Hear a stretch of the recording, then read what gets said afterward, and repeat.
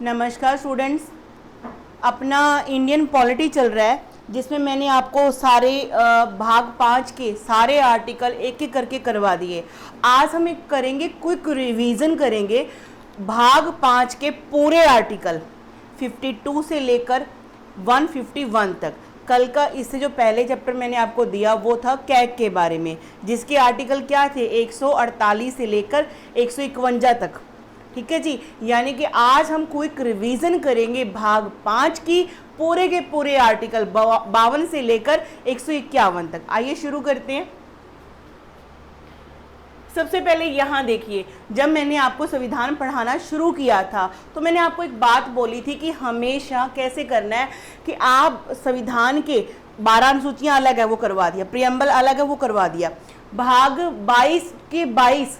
ठीक है जी, आपने क्या करना है, भाग 1 पार्ट 1 उसके अंदर है क्या, उसके आर्टिकल कितने हैं, आर्टिकल कितने ये आपने ध्यान में रखना है। तो इस तरह से आप अगर एक एक आर्टिकल को खोल खोल के पढ़ोगे ना तो पॉलिटी की कोई भी क्वेश्चन आपका छूटने वाला नहीं है। ठीक है, इस चीज को आपने ध्यान में रखना है। आपको ये मैं लेक्चर आपको पार्ट जो संविधान के हैं अलग से प्रोवाइड कर चुकी हूँ, उसको भी देख लेना। ट्रिक मैंने यहाँ पे लिखी हुई है, you can fly directly from USA to UP to meet Shyam Ram, fruit taste sweet to eat, so on eat Maggi as tasty snack. और जो आप मेरा पार्ट्स वाला जो चैप्टर है, भाग वाला चैप्टर है संविधान का, वो जरूर देखना, क्लियर हो जाएगा। हम पहुंच चुके हैं भाग 5 के ऊपर, यूनियन गवर्नमेंट, जिसमें आर्टिकल है 52 से लेकर 151 तक। ये सारा का सारा मैंने आपको खोल के करवा चुकी हूँ और आपने क्या करना है, अब सुनो ध्यान से। अब क्विक रिवीजन करते हैं, स्टार्ट करते हैं। चलिए फटाफट से, अनुच्छेद 52 किससे संबंधित है, राष्ट्रपति से। 52 से लेकर आपके 62 तक ये सारे के सारे राष्ट्रपति के, प्रेसिडेंट से संबंधित है। भाग 5 है यूनियन गवर्नमेंट के बारे में। भाग 5 किसके बारे में, यूनियन गवर्नमेंट के बारे में। क्या कहता है, राष्ट्रपति का पद राष्ट्रपति देश का औपचारिक नाम मात्र का प्रमुख होता है। औपचारिक प्रमुख के रूप में राष्ट्रपति का पद कहाँ से लिया गया, ब्रिटेन से लिया गया है। अनुच्छेद 53 में कार्यपालिका का औपचारिक प्रधान राष्ट्रपति होता है, मतलब कि जब कार्यपालिका का जो औपचारिक प्रधान कौन होता है, नाम मात्र का राष्ट्रपति होता है। एक बात सुनो, ये सारा मैंने प्रेसिडेंट का चैप्टर अलग भी बनाए, सारे आपको आर्टिकल अलग अलग करवाए हुए हैं मैंने, फिर भी आज इकट्ठे करेंगे तो आपकी रिवीजन हो जाए। 53 में क्या लिखा है, कार्यपालिका का औपचारिक प्रधान कौन होगा, राष्ट्रपति होगा, अर्थात सभी कार्य राष्ट्रपति के हस्ताक्षर के बाद ही किए जाएंगे। और कार्यपालिका का वास्तविक प्रधान कौन होता है, प्रधानमंत्री होता है। तो वन लाइनर क्वेश्चन ऐसा भी आता है। 54 में क्या दिया है, राष्ट्रपति का निर्वाचन, इसका निर्वाचन एकल संक्रमणीय अनुपातिक पद्धति द्वारा अप्रत्यक्ष रूप से, ये स्टार लगा लो इस बात को, अप्रत्यक्ष रूप से गुप्त मतदान से होता है। आगे बढ़े, चलिए आगे देखते हैं। 55 इसमें राष्ट्रपति का कोटा होता है कि इसके जो राष्ट्रपति के इलेक्शन में कोटा निर्धारित किया हुआ है, और वो कोटा मैंने एक्सप्लेन डिटेल में कहाँ किया, राष्ट्रपति वाला चैप्टर खोल के देखना। आगे रिवाइज करते हैं। 56 में क्या लिखा है, कहते हैं इसमें राष्ट्रपति के कार्यकाल के बारे में बताया गया, टेन्योर बताया गया, कार्यकाल। राष्ट्रपति का कार्यकाल कितने टाइम का होता है, 5 वर्ष का होता है। यदि राष्ट्रपति का पद 5 वर्ष से पहले खाली हो जाता है तो जो नया राष्ट्रपति आएगा 5 वर्ष के लिए आता है, न कि बचे हुए कार्यकाल के लिए। जो नया इलेक्शन होगा तो वो उससे नया टेन्योर स्टार्ट हो जाएगा। ठीक है जी, नए राष्ट्रपति का। तो आगे बात समझ में, चाहे मां अभियोग के कारण, चाहे रेजिग्नेशन के कारण, या किसी भी कारण से अगर उसकी मौत होगी, तो अगर वो पद खाली पड़ा है तो एक्टिंग प्रेसिडेंट का काम तो उपराष्ट्रपति कर लेगा, लेकिन उसकी जगह पे इलेक्शन होने तो जरूरी है। 6 महीने के अंदर अंदर इलेक्शन हो जाने चाहिए, 6 महीने का टाइम ही होता है। तो 6 महीने के इलेक्शन के बाद जो नया प्रेसिडेंट बनेगा ना, तो उसका नया कार्यकाल स्टार्ट होगा। ऐसा नहीं है कि मतलब कि पुराने वाले का टाइम पीरियड निभाना है, पूरा करना है। बात समझ में आ गई। अनुच्छेद 57 क्या कहता है? एक ही राष्ट्रपति दोबारा निर्वाचित हो सकता है, जितनी मर्जी बार हो जाए, हमारे यहाँ पे छूट है। अब तक डॉक्टर राजेंद्र प्रसाद ही दोबारा निर्वाचित हुए थे, इस चीज को आपने ध्यान में रखना, आपके क्वेश्चन ये बनते हैं। आगे बढ़ते हैं। हाँ जी, 58 में क्या है? योग्यता वह भारत का नागरिक होना चाहिए। आयु कितनी चाहिए? 35। 3 बंदे ऐसे हैं जिनकी आयु 35 चाहिए, राष्ट्रपति, उपराष्ट्रपति, गवर्नर। राष्ट्रपति, उपराष्ट्रपति, गवर्नर 35 साल। राज्यसभा का मेंबर बनना है आपने, या फिर विधान परिषद का, जो 6 राज्यों में है सिर्फ विधान परिषद, इन दोनों के लिए 30 साल की उम्र चाहिए। आपने लोकसभा का मेंबर बनना है या किसी राज्य की विधानसभा का मेंबर बनना है तो आपकी उम्र चाहिए 25 साल। ठीक है जी। लोकसभा का सदस्य की योग्यता बनने की इसमें मतलब योग्यता होनी चाहिए, हाँ 50 प्रस्तावक होने चाहिए, 50 अनुमोदक होने चाहिए। 59 क्या कहता है? दशाएं व शर्तें।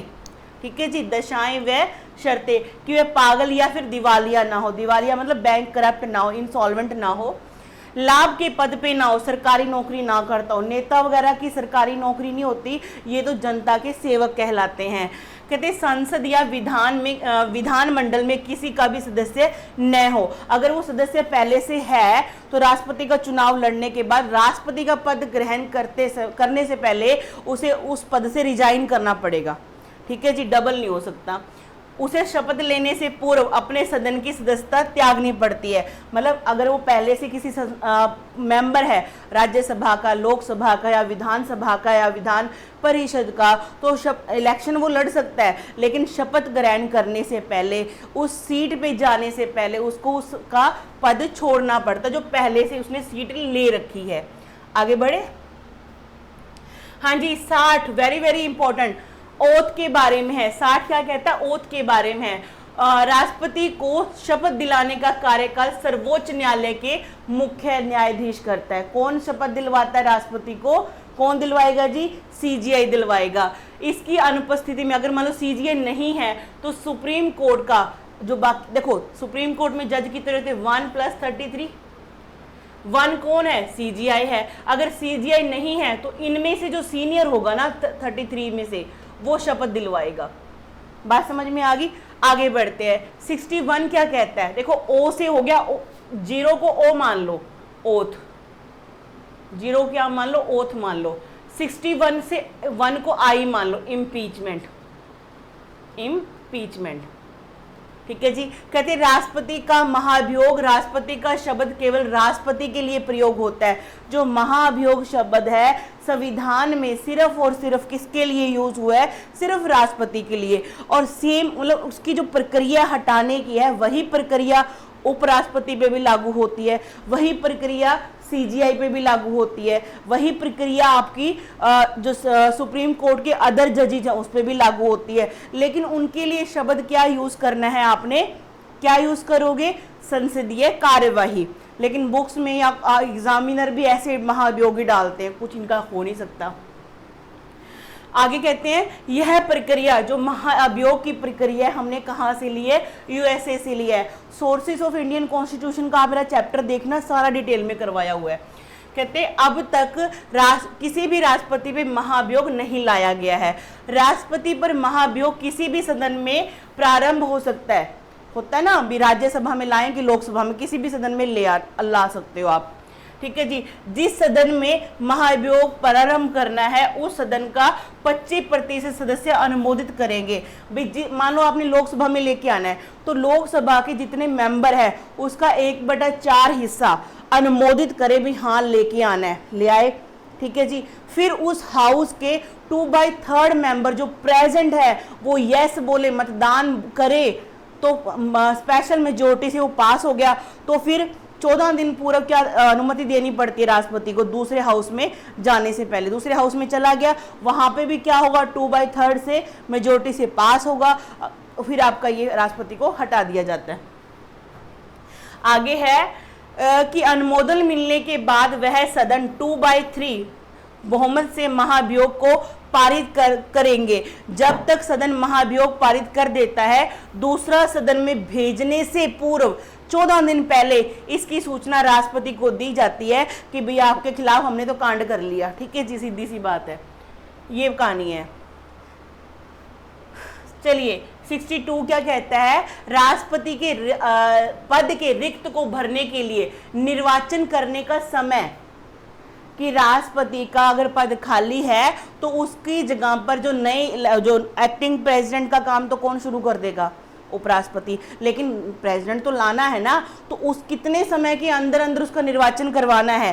ठीक है जी। और आस्कमिंग मतलब एकदम से रिक्त भरने के लिए निर्वाचित पद की अवधि, दो बातें हैं इसके अंदर, तो कंफ्यूज नहीं होना भी। अगर एकदम से कोई सीट खाली होगी राष्ट्रपति की, तो उसको भरने के लिए निर्वाचन करने की जो पद अवधि है वो कितना टाइम लेगा। एग्जाम्पल है, जैसे त्याग पत्र दे दिया तो खाली होगी सीट, या मौत होगी, या महाभियोग लग गया, या कोई अवैध कार्य कर दिया इसने, या फिर इसका कार्यकाल खत्म हो गया। तो ये 62 में बातें लिखी हुई हैं। ठीक है जी, इस चीज का ध्यान में रखना है।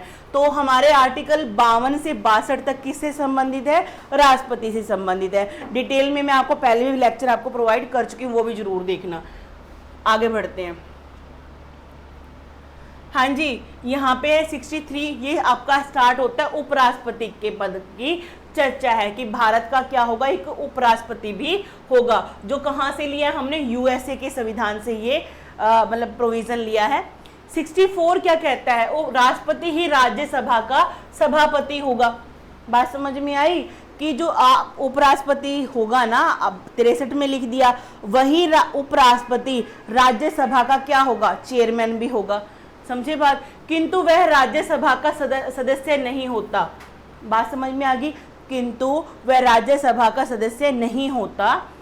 उपराष्ट्रपति को वेतन किसके नाम से मिलते हैं, सभापति होने के नाते मिलते हैं, उपराष्ट्रपति होने के नाते नहीं मिलते। कितनी सैलरी मिलती है, 4 लाख महीना, 4 लाख मिलते हैं इनको महीने के। अनुच्छेद 65 में क्या लिखा है कि और राष्ट्रपति को कितने मिलते हैं, 5 लाख। 65 में लिखा है कि राष्ट्रपति की अनुपस्थिति में, ये जब राष्ट्रपति एब्सेंट हो, में उपराष्ट्रपति ही कार्यवाहक राष्ट्रपति का कार्य करेगा। ये बात कहाँ पे लिखी है, 65 में लिखी है। और ऐसी ही बात आपको 71 में भी देखने को मिलती है। ठीक है जी, नहीं 71 में नहीं, सॉरी, आगे है, इस दौरान वह राष्ट्रपति के सभी शक्तियों का प्रयोग करेगा, किंतु इस दौरान वह राष्ट्रपति का कार्य नहीं करेगा। मतलब शक्तियों का यूज कर लेगा, लेकिन वो राष्ट्रपति तो नहीं कहला सकता ना, एक्टिंग प्रेसिडेंट ही कहलाएगा। इस दौरान वह राष्ट्रपति के सभी शक्तियों का प्रयोग करेगा, किंतु इस दौरान वह राष्ट्रपति का कार्य नहीं करेगा। ठीक है जी। आगे है 66, देखो, उपराष्ट्रपति के निर्वाचन की चर्चा, मतलब उपराष्ट्रपति का इलेक्शन जो है वो कहाँ लिखा हुआ है, बताओ कहाँ लिखा हुआ है, 66 में लिखा हुआ है। बात समझ में आ गई। उपराष्ट्रपति के निर्वाचन की चर्चा है जो एकल संक्रमणीय अनुपातिक पद्धति द्वारा होता है। उपराष्ट्रपति के निर्वाचन में संसद के दोनों सदनों के सभी सदस्य भाग लेते हैं, चाहे वह मनोनीत हो चाहे वो निर्वाचित हो। अब यहाँ पे ध्यान से सुनो एक बात, प्रेसिडेंट का जब इलेक्शन होता है, प्रेसिडेंट का इलेक्शन कौन भाग लेता है, elected member of Lok Sabha plus Rajya Sabha. ठीक है जी, प्लस यहाँ पे आपकी विधानसभा। कौन नहीं लेता, कौन नहीं लेगा, nominated, nominated plus Vidhan Parishad. ये आपने माइंड में अपनी एक पिक्चर क्लियर रख लो बच्चे, ऐसे क्वेश्चन आपको अड़ाएंगे और अड़ाते ही बड़े जबरदस्त है। प्रेसिडेंट की बात कर रही हूँ, प्रेसिडेंट का जब इलेक्शन होता है तो लोकसभा के इलेक्टेड मेंबर जिनको वोट देके चुन के आए होते हैं, राज्यसभा के मेंबर जो चुन के आए हैं, नॉमिनेटेड नहीं, और विधानसभा, सभी राज्यों में जो विधानसभाएं हैं उनके, और दिल्ली और पुडुचेरी में भी क्या है, विधानसभा, वहां से भी मेंबर आते हैं। लेकिन कौन मेंबर भाग नहीं लेते, ऐसे क्वेश्चन में अड़ाएंगे तो नॉमिनेटेड मेंबर भाग नहीं लेते। जैसे राज्यसभा में 12 हैं, वो भाग नहीं लेंगे। और पहले एंग्लो इंडियन हुआ करते थे, अब नहीं है। 104 नंबर की संशोधन 2019 में उसको हटा दिया गया। और विधान परिषद क्यों नहीं ले सकते? क्योंकि विधान परिषद है ही सिर्फ 6 राज्यों में। अगर 6 राज्यों को इंपॉर्टेंस दे के आगे बुला लिया तो ये तो पार्शलिटी हो जाएगी। और वो 6 राज्य कौन कौन से जहां पर विधान परिषद है, कमेंट करके आप बताओगे मुझे। आगे बढ़े। अच्छा, यहां सुनो, ये तो आपका हो गया प्रेसिडेंट का। अब हम बात करते हैं वाइस प्रेसिडेंट के। वाइस प्रेसिडेंट के सारे मतलब कि लोकसभा और राज्यसभा सभी मेंबर, ऑल मेंबर, चाहे वो नॉमिनेटेड हैं, चाहे वो इलेक्टेड है, सारे भाग लेते हैं। इसमें भाग कौन नहीं लेता? बताओ कौन नहीं लेता? बस यही भाग लेते हैं। और आपकी ना तो राज्यसभा की विधानसभाएं भाग लेती है, ना विधान परिषद भाग लेंगी। ठीक है जी, आपने ये चीज का ध्यान रखा। ये कॉलेजियम बनता है, यही लेता है। ठीक है जी, आगे है राज्यसभा की विधानमंडल उपराष्ट्रपति के निर्वाचन में भाग नहीं लेती। बात समझ में आई? क्या कहा मैंने? यही तो बात क्लियर की कि वाइस प्रेसिडेंट के इलेक्शन में लोकसभा राज्यसभा दोनों के इलेक्टेड मेंबर होते हैं। बात समझ में आ गई? और कौन मेंबर नहीं पार्ट लेते? सॉरी, कौन मेंबर नहीं लेंगे? ना तो विधान परिषद ना विधानसभा, दोनों ही नहीं होंगे। सिर्फ लोकसभा के, चाहे वो इलेक्टेड है चाहे नॉमिनेटेड है, भाग लेंगे, ये कहा गया है। आगे है कि अगर उपराष्ट्रपति बनना है आपने तो आप भारत के नागरिक होने चाहिए, 35 वर्ष की आपकी आयु चाहिए, राज्यसभा का सदस्य बनने की योग्यता होनी चाहिए। स्टार लगा लो। क्यों स्टार लगा लो भाई? क्योंकि मैंने जब राष्ट्रपति के बारे में बताया उसमें क्या लिखा हुआ था? लोकसभा।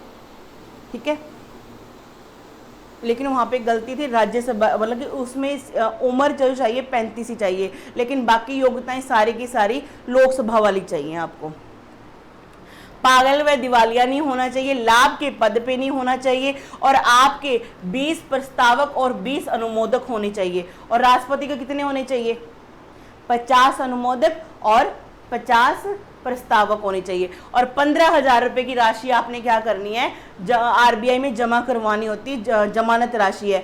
अगर आप टोटल वोटों का, टोटल सीटों का 1/6 हिस्सा जीत लेते हो तो आपको वापस मिल जाएगी। नहीं जीते तो आप हार जाओगे, मतलब कि 1/6 आपको सीटें नहीं मिलती तो आपको जमानत राशि वापस नहीं मिलेगी। इससे क्या आपकी बहुत बेइज्जती होगी। ठीक है जी, ये आपने ध्यान में रखना है। आगे देखते हैं। लेक्चर लंबा होगा लेकिन मजेदार भी होगा, और क्योंकि सारे आर्टिकल इकट्ठे याद करवा रही हूं आपको। कहते उपराष्ट्रपति का कार्यकाल, यहाँ पे उपराष्ट्रपति होना चाहिए, यहाँ पे लिखो उपराष्ट्रपति। उपराष्ट्रपति का कार्यकाल सामान्य 5 वर्ष का होता है, किंतु उसके उत्तराधिकारी का निर्वाचन नहीं हुआ तो तब तक वो अपने पद पर रहेगा जब तक कि उसका उत्तराधिकारी निर्वाचित ना हो जाए। बात समझ में आ गई कि जो उपराष्ट्रपति है तब तक अपने पद पे रहेगा जब तक कि नया वाइस प्रेसिडेंट का इलेक्शन नहीं हो जाता। और वैसे इसका कितना टाइम पीरियड है? 5 साल का है। बच्चे पता है कहाँ कंफ्यूज होते हैं, उनको लगता है कि जो वाइस प्रेसिडेंट है, उपराष्ट्रपति है, वो राज्यसभा का सभापति होता है, और राज्यसभा के जो मेंबर हैं उनका कार्यकाल 6 साल गिना जाता है, क्योंकि 1/3 तो इनके रिटायर हो जाते हैं राज्यसभा के, तो उनको भी यही लगता है 6 साल इसका होगा। नहीं भाई, ऐसा नहीं है। उपराष्ट्रपति का कार्यकाल 5 साल का ही होता है, तो इस चीज़ को आपने ध्यान में रखना। आगे बढ़ते हैं। अनुच्छेद 68 क्या कहता है? उपराष्ट्रपति के चुनाव को यथाशीघ्र कराने की चर्चा है, अर्थात इसमें निश्चित समय नहीं दी गया, बस इतना लिख दिया, यथाशीघ्र, जितना जल्दी हो सके, एज सून एज पॉसिबल। कहाँ पे लिखा है? 68 में लिखा हुआ है। आगे बढ़े। 69 में उपराष्ट्रपति को शपथ दिलाने का कार्य राष्ट्रपति करता है। ठीक है जी, राष्ट्रपति को कितने आर्टिकल, कौन से नंबर पे आर्टिकल पे था? 60 पे था, और इसका कहाँ पे है? 69 पे है। और शपथ कौन दिलवाता है इसको? राष्ट्रपति दिलवाता है। और राष्ट्रपति को कौन दिलवाता है? सीजीआई दिलवाता है। सीजीआई को कौन दिलवाता है? राष्ट्रपति दिलवाता है। बड़ा अजीब है। आगे है 70th, कहते वैसा आकस्मिक स्थिति जिसकी चर्चा संविधान में नहीं है और उसी कारण उस राष्ट्रपति का पद खाली है, तो उस स्थिति में राष्ट्रपति ही कार्यवाहक, उपराष्ट्रपति ही, यहां पे लिखा होगा उपराष्ट्रपति, उपराष्ट्रपति ही कार्यवाहक राष्ट्रपति का कार्य करेगा। 65 में भी ये बात आई थी।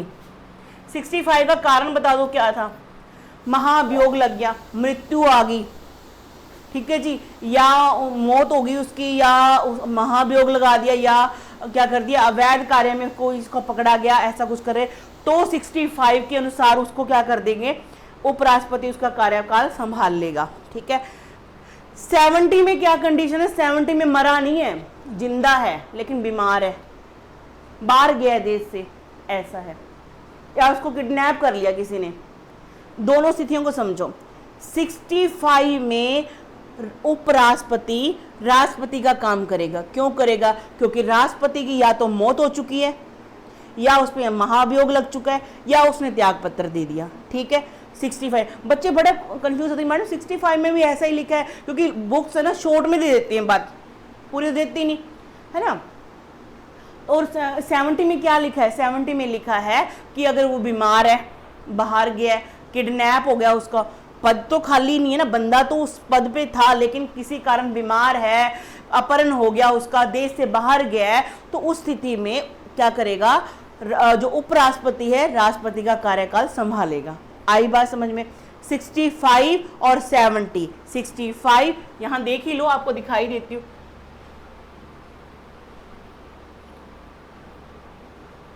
65 देखो, 65 में भी यही कहा है कि उपराष्ट्रपति है, राष्ट्रपति का कार्यकाल संभाल लेगा। किस कंडीशन में? कि जब क्या हो जाए, उसकी मौत हो जाए। ठीक है जी, ये यहाँ पे 70 लिख लो, 70 था यहाँ पे, मौत हो जाए, त्याग पत्र दे दे, ऐसी कोई कंडीशन हो गया। लेकिन 70th में क्या लिखा है कि बीमार है तो, या फिर इसको किडनैप कर लिया, देश से बाहर है। दो कंडीशन अलग अलग समझ में आ गई। ये जिसके दिमाग में बैठ गई ना बात, वो सुपरस्टार बच्चा है मेरा। आगे चलते हैं, चलिए 70 पे थे, आपने को ये बात आ गई समझ। ठीक है जी, ये हमने कर लिया अपना। आगे करते 71। 71 बहुत इंपॉर्टेंट है और एग्जाम में आता भी है। कहता है राष्ट्रपति या उपराष्ट्रपति के इलेक्शन में कोई विवाद हो जाए तो उसका निर्णय कौन सुलझाता है? मतलब सुप्रीम कोर्ट। इनके इलेक्शन कौन करवाता है? आप ये बताओ, राष्ट्रपति उपराष्ट्रपति के इलेक्शन कौन करवाता है? इलेक्शन कमीशन ऑफ इंडिया करवाता है। बट इनके अगर कोई विवाद हो गया इलेक्शन में, कोई शंका है, कोई धोखाधड़ी का लग गया, कुछ भी, तो निर्णय कौन करेगा? सुप्रीम कोर्ट करेगा, और अंतिम निर्णय इसी का होता है। आगे है 72 में आपकी जो राष्ट्रपति की क्षमादान की शक्तियां हैं, कितने प्रकार की हैं? जो मैंने राष्ट्रपति का चैप्टर कराया वो खोल के देखना, बड़े अच्छे से करवाया। 73 में क्या लिखा है? सुनो ध्यान से। कहते संघ की कार्यपालिका कार्य प्रणाली को आसान बनाने के लिए राष्ट्रपति कानून बना सकता है। यानी यूनियन गवर्नमेंट के जो कार्यपालिका है ना, उसके काम को आसान बनाने के लिए भी इजी कार्य प्रणाली बनाए, आसानी से वो कर सके। तो ये कहाँ लिखी है बात? 73 में लिखी है। बड़े आप रट्टे मार देते हो, राष्ट्रपति के, ये उपराष्ट्रपति के, जो भी ट्रिक बना के याद कर लेते हो, लेकिन बीच की बातें कौन याद करेगा? अब बीच में से क्वेश्चन आने लग गए हैं, फिर क्या करोगे? तो मैं ये कह रही हूं, ध्यान से ये दिमाग खोल के मेरे साथ पढ़ते चलो, एक एक आर्टिकल आपके दिमाग में होगा। आगे है 74। अच्छा, राष्ट्रपति हो गया, उपराष्ट्रपति हो गया, ठीक है। अब हमारा जो पीएम है, यूनियन गवर्नमेंट पढ़ रहे हैं ना, आर्टिकल 5 में यूनियन गवर्नमेंट तो है। कहते हैं 74 में कि राष्ट्रपति को सलाह देने के लिए एक मंत्री परिषद होगा, जिसका हेड कौन होगा? पीएम होगा। ठीक है जी, अर्थात मंत्री परिषद प्रधानमंत्री के अधीन होती है। आगे बात समझ में? मंत्री परिषद होती क्या है? देखिए, जब नई इलेक्शन, नई लोकसभा बनती है तो उसकी टोटल सीटों का, मतलब टोटल सीट का 15% लोगों को, चाहे वो आप राज्यसभा से भी कुछ ले सकते हो, लोकसभा के भी कुछ ले सकते हो, एक क्या बना देंगे? मंत्री परिषद बना देंगे। जो कैबिनेट मंत्री, राज्य मंत्री, मैंने आपको सारा करवाया हुआ है, आप डिटेल में आप पीएम वाला चैप्टर देखना। पीएम वाला चैप्टर देखोगे ना, चुटकियों में आपके दिमाग में बैठ जाएगा पीएम है क्या। पीएम ही है। आगे है कि इसका ये कहा गया कि मंत्री परिषद होगा और उसका हेड कौन होना चाहिए, प्रधान। आपसे पूछेंगे प्रधानमंत्री के पद का नाम किस आर्टिकल में दिया है, तो क्या बताओगे, 74 में दिखा है। आप बोलोगे क्वेश्चन आएगा कि मंत्री परिषद के बारे में कहाँ लिखा है, किस आर्टिकल में लिखा है कि भारत में एक मंत्री परिषद होना चाहिए, आर्टिकल 74 में लिखा है। उसका हेड कौन होगा, पीएम होगा। 75 में क्या लिखा है, अब इन दोनों में कंफ्यूज होते हैं बच्चे। कहते हैं मंत्रियों के बारे में अन्य उपबंध व्यवस्था, अर्थात मंत्रियों की नियुक्ति पीएम की सलाह पर राष्ट्रपति करता है। अच्छा ये बताओ, पीएम की नियुक्ति कौन करता है, राष्ट्रपति करता है। ठीक है जी। प्रधानमंत्री जो होता है वो क्या है, अपॉइंटेड होता है, इलेक्टेड नहीं होता, क्योंकि जो प्रधानमंत्री है एज ए एमपी इलेक्शन लड़के आया होता है। बात समझ में आ गई। चाहे वो राज्यसभा का मेंबर है, चाहे लोकसभा का मेंबर है, मेंबर ऑफ पार्लियामेंट के तौर पे वो इलेक्शन लड़के आया है। वो तो उसके अंदर चुनाव होने के बाद उसको जो बहुमत प्राप्त दल के नेता को क्या बनाया जाता है, प्रधानमंत्री बनाया जाता है। तो क्वेश्चन आपको घुमाएगा, बताइए पीएम का इलेक्शन होता है या अपॉइंटमेंट होती है, तो आप बोलोगे अपॉइंटमेंट होती है भाई, राष्ट्रपति करता है। और बाकी जो मंत्री हैं, रेल मंत्री, शिक्षा मंत्री, आपके वित्त मंत्री, ये जो भी हैं, ये किसकी सलाह पे बनाए जाते हैं, प्रधानमंत्री सलाह देता है राष्ट्रपति को, इनको बना दो, बात खत्म। ठीक है, आगे बढ़ते हैं। हाँ जी, 76 आपको महान्यायवादी, अटॉर्नी जनरल, जो हमारी जो केंद्र सरकार है उसका क्या है, कानून मंत्री, सॉरी कानून मंत्री बोलती हूँ, उसका क्या है, वकील है, वकील है ये, ठीक समझ गए। अटॉर्नी जनरल महान्यायवादी, महा बड़ा, न्याय समझ गए, न्याय क्या होता है, न्यायवादी। जो महान्यायवादी एक पद का नाम है वो कहाँ लिखा है, 76 में लिखा है। अलग से वीडियो है इसका, अलग से एक एक चीज उसके अंदर खोल के देखना जरूर। यहां तो सिर्फ आर्टिकल करेंगे। कहते हैं महान्यायवादी, इसकी चर्चा अनुच्छेद कितने, 76 में दी हुई है। यह केंद्र सरकार का क्या, प्रथम विधि अधिकारी, कानूनी सलाहकार होता है, सरकार को सलाह देता है। यह संसद का सदस्य नहीं होता। कई बार क्वेश्चन पूछ लेंगे, आपको लगता है आर्टिकल में दिया हुआ है, संवैधानिक पद है लेकिन संसद का मेंबर नहीं होता, लेकिन उसकी कार्यवाही में भाग लेता है, मतदान नहीं करता। ठीक है, ये स्टार लगा लो बातें, जो नहीं वाली चीजें होती है ना पेपर में, वही गलत होती है हमसे। ठीक है, आगे है, यह पूर्णकालिक 5 वर्षों के लिए नहीं होता, ये भी बात समझ लो। संसद का मेंबर नहीं होता, संसद में वोटिंग नहीं कर सकता, बोल सकता है, वो भाषण भी दे सकता है, ठीक है जी, बहस में भी पार्ट ले सकता है, और इसका कार्यकाल पूर्णकालिक नहीं होता राष्ट्रपति के जब तक प्रसाद मिल रहा है, बल्कि यह राष्ट्रपति के प्रसाद पर्यंत यानी कि इच्छा अनुसार होता है, जिसका कारण यह निजी व्यक्ति का मुकदमा भी लड़ सकता है। बात समझ में आ गई। आगे है, इन्हें वेतन संचित निधि से नहीं, प्रधानमंत्री कोष से दिया जाता है। बहुत ही इंपॉर्टेंट है ये चैप्टर, अलग से आपको जो प्रोवाइड किया उसमें पढ़ना, बड़ा डिटेल में करो। यहाँ पे तो सिर्फ आर्टिकल और शॉर्ट में चलेंगे। आगे है, केंद्र सरकार पर किसी भी प्रकार के मुकदमे को महान्यायवादी लड़ता है। जैसे मान लो मेरा झगड़ा हो गया किसी राम और श्याम के साथ में, जो भी है, तो मैं क्या करती हूँ, कोर्ट में केस चला गया तो मैं एक वकील करूंगी ना, तो वैसे ही एक वकील की जरूरत पड़ती है हमारी यूनियन गवर्नमेंट को, तो ये उनका वकील होता है, सरकार का केस लड़ता है। सुनो, यूनियन गवर्नमेंट के खिलाफ भी कितने विवाद होते हैं ना, राज्य गवर्नमेंट, किसी स्टेट ने क्या कर दिया, केस कर दिया, किसी व्यक्ति ने कर दिया, कुछ भी है ना, तो ये क्या है, यूनियन गवर्नमेंट का वकील होता है। और ये परमानेंट नहीं होता, इसलिए क्या है, ये निजी अपना प्राइवेट भी काम कर सकता है। और इसको वेतन कहाँ से मिलता है, प्रधानमंत्री कोष से, उपराष्ट्रपति को, कैग को, इनको भारत की संचित निधि से मिलता है। तो इन बातों को ध्यान रखना आपने, ये इंपॉर्टेंट पॉइंट है। केंद्र सरकार पर किसी प्रकार के मुकदमे को महान्यायवादी लड़ता है। यह मुकदमे को भारत के किसी भी न्यायालय में लड़ सकता है, भारत के किसी हाई कोर्ट में, किसी जिला डिस्ट्रिक्ट कोर्ट में, या किसी सुप्रीम कोर्ट, तो एक ही है सुप्रीम कोर्ट में।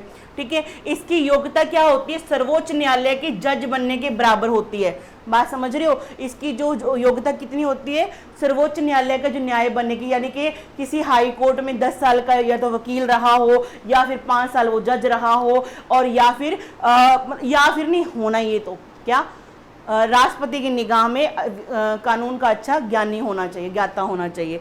आगे है, इसके अंडर सॉलिसिटर जनरल और एडिशनल सॉलिसिटर जनरल काम करते हैं, लेकिन ये पद संविधान में नहीं लिखे हुए हैं।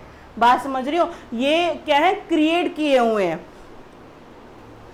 स्टैट्यूटरी बॉडी बोलते हैं इनको, इनको संविधान में नहीं लिखा बट क्रिएट किए अपने काम को सुविधाजनक बनाने के लिए, और ये सारे के सारे एजी के अंडर होते हैं। शॉर्ट में हम इसको एजी बोलते हैं, अटॉर्नी जनरल बोलते हैं। यहाँ पे अटॉर्नी लिख गया, गलती से अटॉर्नी आएगा।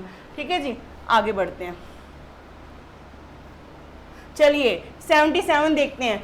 केंद्र सरकार के कार्यों को संचालन की चर्चा है, मतलब यूनियन गवर्नमेंट अपना कार्य संचालन कैसे करेगी, इसकी चर्चा कहाँ पे है, 77 में। सिंपल, कुछ भी नहीं है। आगे है जो विभिन्न मंत्रालय द्वारा संपन्न होते हैं, रेल मंत्रालय, शिक्षा मंत्रालय, वित्त मंत्रालय, जितने भी मंत्रालय अपने अपने काम है उसके संचालन कैसे करेंगे, वो चर्चा कहाँ दी है, 77 में दी है। 78 बड़ा इंपॉर्टेंट है, पीएम के 3 याद करने आपने, 74, 75 और 78 प्रधानमंत्री के। 78 में क्या बोला कि पीएम का यह कर्तव्य होगा कि वह संसद के कार्यवाही की जानकारी राष्ट्रपति को दे, मतलब जो भी आप काम कुम कर रहे हो ना उसकी जानकारी रिपोर्ट देनी होती है। आगे 79 वेरी वेरी इंपॉर्टेंट, संसद के बारे में। संसद 79 में संसद है, पार्लियामेंट आपकी, ठीक है जी। और 80 में आपकी राज्यसभा, 81 में आपकी लोकसभा। तो थोड़ा सा ट्रिक से एक सीक्वेंस बना के याद कर सकते हो। आगे पार्लियामेंट शब्द, पार्लियामेंट शब्द जो है कहाँ से लिए, फ्रांस से लिए, जबकि संसद की जननी हम किसको मानते हैं, यूके को मानते हैं। ये शब्द है वो फ्रांस का है, लेकिन जो जननी है इसको पार्लियामेंट के तौर पे जो फॉर्म के रूप में यूज किया वो ब्रिटेन ने यूज किया। इसके 3 पार्ट होते हैं, कौन कौन, प्रेसिडेंट, आपसे भी ये पूछेंगे भी संसद के अंग बताओ कितने हैं, कितने ऑर्गन है, 3 ऑर्गन है, कौन, प्रेसिडेंट, राज्यसभा, लोकसभा। बात समझ में आ गई। तो 3 अंग है, आपने इसी तरह से बताने हैं।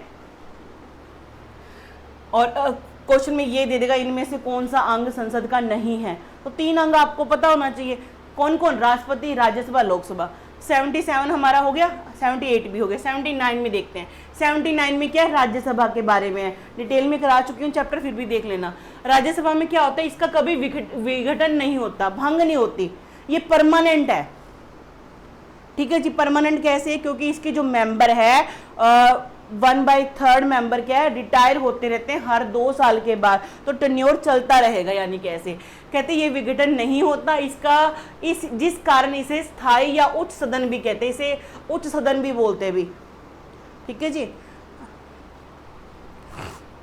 काउंसिल ऑफ स्टेट बोलते हैं इसको, council of states, council of state बोलते हैं। क्यों बोलते हैं कि स्टेट्स की ये सारे काउंसिल बन के यहाँ पे आते हैं। इसे बड़ों का सदन भी बोलते हैं, क्योंकि इसमें इसका मेंबर बनने के लिए आपको 30 साल की उम्र चाहिए, लोकसभा का मेंबर बनने के लिए आपको क्या चाहिए,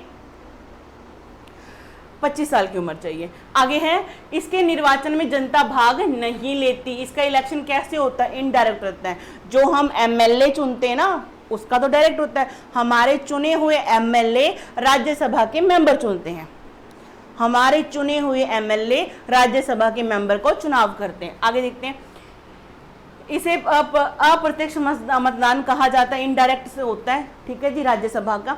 इसमें मंत्रिमंडल नहीं बैठते, ठीक है जी, और न ही इसके बहुमत के आधार पर पीएम बनते हैं। ठीक है जी, इसे द्वितीय सदन भी कहते हैं। किसी भी राज्य की शक्ति किसी भी राज्य से राज्यसभा का चुनाव लड़ सकता है, मतलब कि कोई भी व्यक्ति, पहले ये प्रावधान नहीं हुआ करता था, पहले ये प्रावधान था कि जिस स्टेट से आप आ रहे, मतलब जिस राज्यसभा में आपने अपने आप को रिप्रेजेंट करना है अपनी स्टेट को, तो आप वहाँ के जन्म वहीं का आपका होना चाहिए। लेकिन बाद में ये चेंज कर दिया गया, आप किसी भी राज्य से आप आ सकते हो राज्यसभा का चुनाव लड़ने के लिए। ठीक है जी, आगे देखें, आर्टिकल 80 देखो जी। आर्टिकल 80 के तहत राष्ट्रपति, इसमें 12 जो नॉमिनेटेड मेंबर है, अच्छा 12 नॉमिनेटेड मेंबर होंगे। ये बात हमने आइडिया कहाँ से लिया, ये आइडिया हमने कहाँ से लिया, nomination of 12 member in Rajya Sabha कहाँ से लिया बताओ, कमेंट करके बताओ। सोर्सेज ऑफ जो इंडियन कॉन्स्टिट्यूशन है ना, मैंने वहाँ पे करवाया हुआ है। ठीक है जी, और राज्यसभा की सीटों के बारे में कौन सी अनुसूची में लिखा हुआ है, कौन सी अनुसूची में? 4 में लिखा हुआ है। फटाफट कमेंट करो कि जो अपने राज्यसभा के 12 मेंबर जो हैं, नॉमिनेशन होती है वो किस कंट्री से हमने वो आइडिया लिया है। जो विज्ञान, कला, साहित्य के क्षेत्र में अच्छे हों। राज्यसभा के सदस्यों का कार्यकाल 6 वर्ष का, ये अंडरलाइन कर लो इसको, 6 वर्ष का होता है, किंतु इसके सभी सदस्यों का निर्वाचन एक ही बार में नहीं होता, बल्कि प्रत्येक 2 वर्ष के बाद 1/3 सदस्यों का निर्वाचन होता है। राज्यसभा का कार्यकाल 6 वर्ष का हो गया, यानी कि मेंबर्स का 2 वर्ष के बाद चुनाव होता रहता है। ठीक है जी, शॉर्ट टर्म में। आगे चलते हैं, आगे है 81 में लोकसभा के बारे में सुन लीजिए। कहते हैं लोकसभा का कार्यकाल 5 साल का होता है जब तक विघटन ना हो इसका, जिस कारण इसे स्थायी या नियमन सदन कहते हैं। अस्थायी आएगा बेटा, अस्थायी, अस्थायी, परमानेंट नहीं है ये, अस्थायी है। इसके बहुमत के आधार पे पीएम बनते, इसमें जो पीएम बनेगा बहुमत के आधार पे बनेगा। कहते हैं मंत्री परिषद लोकसभा में बैठती है। ठीक है जी, मंत्री परिषद जो होगी वो राज्यसभा में नहीं बैठती, वो कहाँ बैठती है? लोकसभा में। इसे प्रथम सदन कहते हैं। ठीक है जी, इसका चुनाव जनता सीधे करती है। ठीक है जी, इसे प्रत्येक सदन भी कहते हैं। डायरेक्ट, इसके इलेक्शन डायरेक्ट होते हैं, हम जनता खुद करती है। इसे जनता का सदन भी कहते हैं। भारत का नागरिक किसी भी राज्य से लोकसभा का चुनाव लड़ सकता है। उम्र कितनी चाहिए? 25 चाहिए। और राज्यसभा के लिए कितनी चाहिए थी आपको? 30 वर्ष चाहिए थी। और विधान परिषद के लिए भी 30 चाहिए होती है, और विधान सभा के लिए किसी स्टेट का 25 ही चाहिए होती है। आगे करते हैं, किंतु दोनों से जीता गया ऐसा भी हो सकता है कि एक ही व्यक्ति 2 लोकसभा सीटों से क्या है चुनाव लड़ सकता है, किंतु यदि दोनों से जीत गया तो एक सीट से त्यागपत्र देना होता है। ठीक है जी, आप लोकसभा में 2 सीटों पे सेम बंदा भी क्या कर सकता है? चुनाव लड़ सकता है, लेकिन अगर दोनों में जीत गया तो क्या करना पड़ेगा? एक सीट उसको छोड़नी पड़ेगी, त्यागपत्र देना पड़ेगा। आयु 25 वर्ष होनी चाहिए। अंत लोकसभा को युवाओं का सदन, ठीक है, नौजवानों का सदन बोलते हैं। लोकसभा की पहली बैठक कब हुई थी? 1952 में हुई थी। उस समय इसका नाम क्या था? हाउस ऑफ पीपल हुआ करता था। कब क्या होता था? House of people. 1964 में इसका नाम बदलकर लोकसभा कर दिया गया। ये मुझे डाउट है यहाँ पे 1964 नहीं, शायद 54 होना चाहिए। ठीक है जी, 54 मैं चेक करके आपको डाल दूंगी। आगे देखिए 82 में क्या लिखा है? प्रत्येक गणना के बाद सीटों का जो समायोजन है, 10 लाख जनगणना पर एक सांसद की व्यवस्था की गई है। सुनो मेरी बात ध्यान से, आपको दिमाग में क्वेश्चन आना चाहिए कि मैडम कि लोकसभा में सीटें मैक्सिमम कितनी हो सकती हैं? 550 हो सकती हैं, लेकिन करंट में कितनी है? 543 है। राज्यसभा में मैक्सिमम सीटें कितनी हो सकती हैं? 250 हो सकती हैं, लेकिन करंट में कितनी है? 245 है। ऐसा क्यों? ऐसा क्यों? मतलब ये सीटें इतनी ही होंगी, ऐसा क्यों? मतलब कहाँ लिखी है ये बात? ऐसा क्यों है? ये कहाँ लिखी है? 82 में लिखी है। सुनो बात ध्यान से इसमें कहा जनगणना हर 10 साल के बाद होती है। जनगणना के आधार के ऊपर 10 लाख लोगों को एक सांसद यानी कि एक मेंबर ऑफ पार्लियामेंट रिप्रेजेंट करेगा। जो अब तक हमारे पास सीटें हैं ना, हमने किस आधार पे रखी हुई हैं? 1971 की जनगणना के आधार पर। 2002 में 84वां संविधान संशोधन में यह व्यवस्था किया गया है कि लोकसभा तथा राज्यसभा की सीटें 2026 तक नहीं बदली जाएंगी। बात समझ में आ गई? क्या बोला? भी राज्यसभा और लोकसभा की सीटें हैं वो 2026 तक एज इट इज रहेंगी। जब यह बदली जाएंगी, सीटों का चेंज होगा, तो बेस किसको लेंगे? 2001 की जनगणना को। आज जो करंट मतलब सीटें हैं हमारी, वो कौन सी जनगणना पे आधारित हैं? किस पे आधारित है? 1971 पे। लेकिन जब ये सीटें चेंज होंगी, कब? 2026 तक तो यही रहने वाली हैं, लेकिन जब चेंज होंगी 2001 में, 2001 की जनगणना को आधार बनाया जाएगा। यह व्यवस्था कहाँ कब मतलब किसके आधारित है? कुलदीप सिंह समिति के द्वारा। किसकी समिति के द्वारा? कुलदीप सिंह की समिति के द्वारा ये व्यवस्था की हुई है। आगे बढ़ते हैं। तो भाई सीटों का लोकसभा की, राज्यसभा की जो सीटें हैं उसकी जो कारण क्या है? भी इतनी सीटें ही क्यों होनी चाहिए? ये लिखा हुआ है कहाँ पर? 82 में। कौन सी जनगणना पे आधारित है? 1971 की जनगणना पे आधारित है। और क्या बोला कि 10 लाख बंदों को एक MP member of parliament represent करेगा, और ये 2026 तक एज इट इज रहने वाली है, और 2026 के बाद ये सीटें चेंज हो जाएंगी, लेकिन जनगणना का आधार कौन सा होगा? 2001 होगा। और ये समिति कौन सी थी? कुलदीप सिंह समिति के आधार पर। ठीक है जी। और संशोधन 2002 84वें नंबर का। आगे बढ़े, 83 नंबर क्या बोलता, देखो जरा। कहते सदन की अवधि की चर्चा। राज्यसभा एक स्थायी सदन है, जबकि लोकसभा की अवधि 5 साल की है। बात समझ में आ गई? ये बात कहाँ लिखी है कि लोकसभा का कार्यकाल 5 वर्ष ही होना चाहिए? कहाँ लिखा है? क्या क्या बताओ? 83 में लिखा है। और जो आपका राज्यसभा है, स्थायी सदन है, 2 साल के बाद 1/3 मेंबर क्या हो जाएंगे? रिटायर हो जाएंगे। कार्यकाल लगभग आपका लगभग क्या 6 साल का ही होता है। ठीक है जी। लेकिन इसका जो सभापति होता है, जो इनडायरेक्ट रूप से वो अपना क्या है, उपराष्ट्रपति है, उसका कितना होगा? आपका 5 वर्ष ही होता है। 84 में क्या लिखा है? सांसद बनने की योग्यता। आपने मेंबर ऑफ पार्लियामेंट बनना है, चाहे लोकसभा का मेंबर बनना है, चाहे राज्यसभा का बनना है, तो आपकी योग्यता क्या होनी चाहिए? भारत का नागरिक होना चाहिए, पहली कंडीशन। दूसरी कंडीशन, पागल या दिवालिया नहीं होना चाहिए। लाभ के पद पे नहीं होना चाहिए। लाभ का पद मतलब सरकारी नौकरी पर नहीं होना चाहिए। अब आपके दिमाग में क्वेश्चन आना चाहिए कि मैडम कि ये जो नेता लोग होते हैं, क्या ये सरकारी पद है? नहीं है। ये अपने आप को सेवक मानते कि हम तो जनता के क्या हैं? सेवक हैं।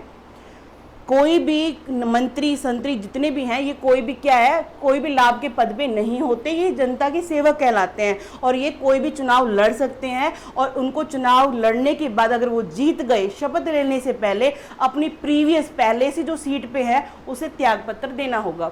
लोकसभा का मेंबर बनना आपने उम्र चाहिए आपको 25 वर्ष की। राज्यसभा का मेंबर बनना 30 वर्ष की आयु चाहिए होगी आपको। ठीक है जी। आगे बढ़ते हैं। 85 क्या कहता है?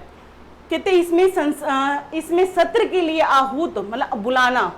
जो आपके जो सेशन होते हैं ना, बजट सेशन है आपका, मानसून सेशन है आपका, शीतकालीन सत्र है, इन मीटिंग को बुलाता कौन है? राष्ट्रपति बुलाता है। सत्रावासन, सत्र मतलब सदन को उस सेशन को खत्म करना। सेशन को शुरुआत की, सेशन को खत्म किया। खत्म करने को ये भाषा क्या है? सत्रावसान। मतलब इसमें आप मत पढ़ो, ये मान लो कि सेशन को एंड करना है, खत्म करने की चर्चा है। सत्र का आहूत यानी सत्र यानी सेशन का आहूत मतलब बुलाना। राष्ट्रपति जब विधेयक बनाने के लिए लोकसभा तथा राज्यसभा के सदस्यों को बुलाते हैं तो इसे क्या बोलते हैं? सम्मन बोलते हैं, आहूत बोलते हैं। हिंदी में शुद्ध हिंदी यूज की गई है, आहूत बोलेंगे आप। तो आप सम्मन भी लिखा आएगा तो आपको घबराने की जरूरत नहीं। सत्रावासान शब्द का मतलब क्या है? ये मैं पहले भी करवा चुकी हूँ। जो आपने बजट सेशन शुरू किया, जो एंड करना है जिस दिन, उस एंड को क्या बोलते हैं? सत्रावसान बोलते हैं। ठीक है जी।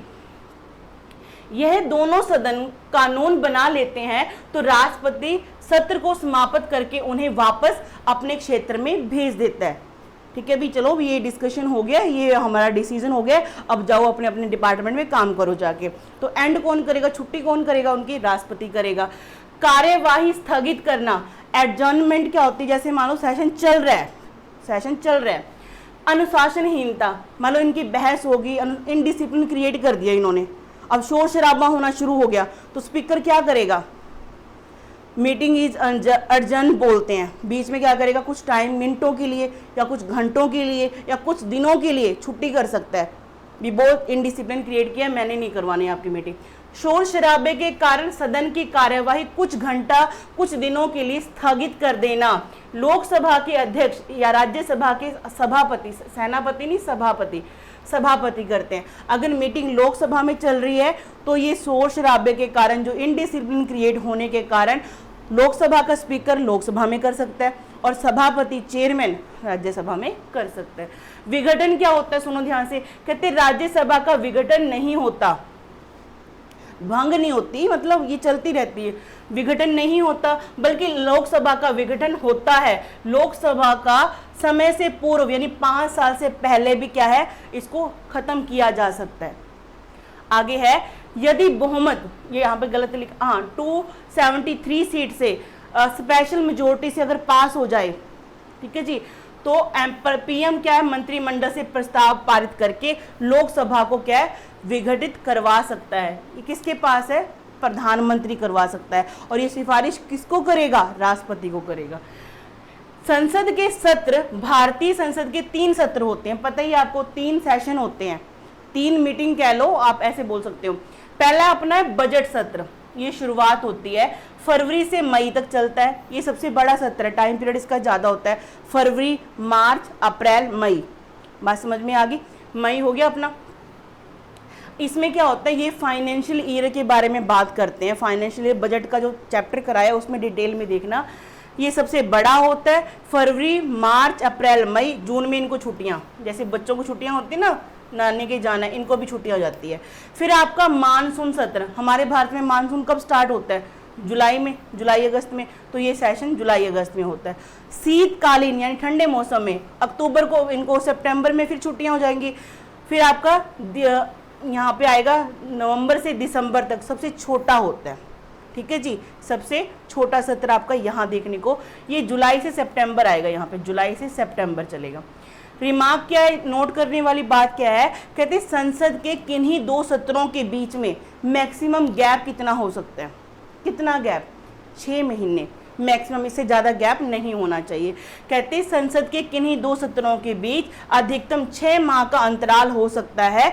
जब संसद का सत्र नहीं रहता तब अस्थायी कानून कौन बना सकता है, राष्ट्रपति बना सकता है। मतलब कोई कानून बनाना, आप बात समझो, कोई कानून बनाना है, कानून कहाँ बनेगा, सेशन में बनेगा। बाई चांस सेशन चल नहीं रहा और कोई ऐसी इमरजेंसी का टाइम आ गया, कानून की ज़रूरत है, तो क्या कर सकता है, अध्यादेश जारी करके कानून बना सकता है, कौन, राष्ट्रपति, ठीक है जी। और किस आर्टिकल में ये बात लिखी है, ये आपने कमेंट करके बताना है।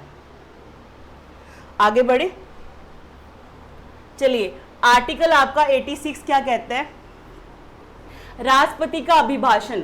राष्ट्रपति का अभिभाषण प्रत्येक वर्ष संसद की पहली बैठक यानी कि बजट, साल की पहली बैठक कौन सी होती है बताओ, बजट सेशन पहली होगी, कहते हैं उसमें अभिभाषण से शुरुआत कौन करता है, राष्ट्रपति। बजट सत्र की पहली बैठक में दोनों सदनों की संयुक्त रूप से संबोधित करता है, कौन, राष्ट्रपति। इसके अभिभाषण को स्पेशल अभिभाषण बोला जाता है। और किस आर्टिकल में ये बात लिखी है, 86 में लिख कर गए हैं, संविधान बनाने वाले संविधान में लिख कर गए हैं कि 86 नंबर पे बात लिख के जा रहे हैं कि बजट सेशन दोनों हाउस इकट्ठे बैठे होंगे तो कौन अभिभाषण करेगा, राष्ट्रपति करेगा। तो क्वेश्चन आए तो आपको कोई डाउट नहीं रहना चाहिए।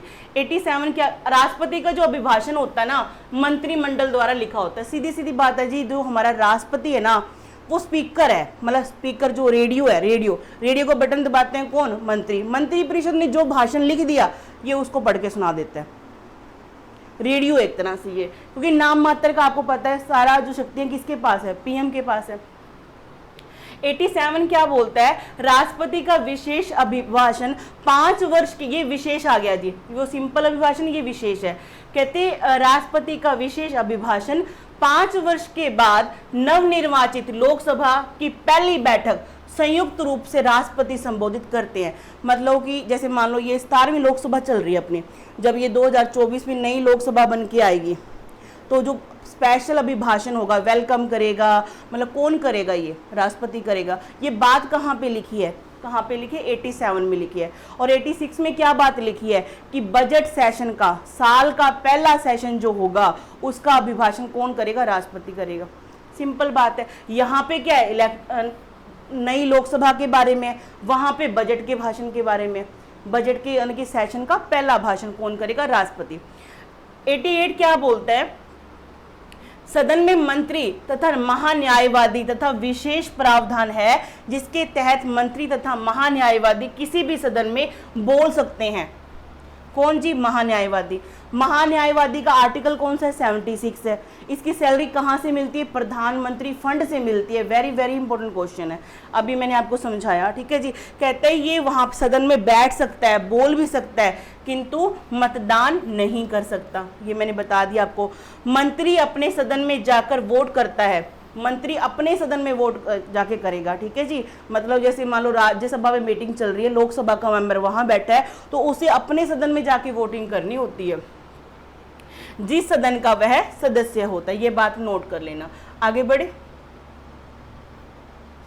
89 देखिए जी, 89 कहता है इसमें राज्यसभा के सभापति तथा उपसभापति की चर्चा है। सभापति जो अपना उपराष्ट्रपति है, उसके नीचे भी एक उपसभापति होता है।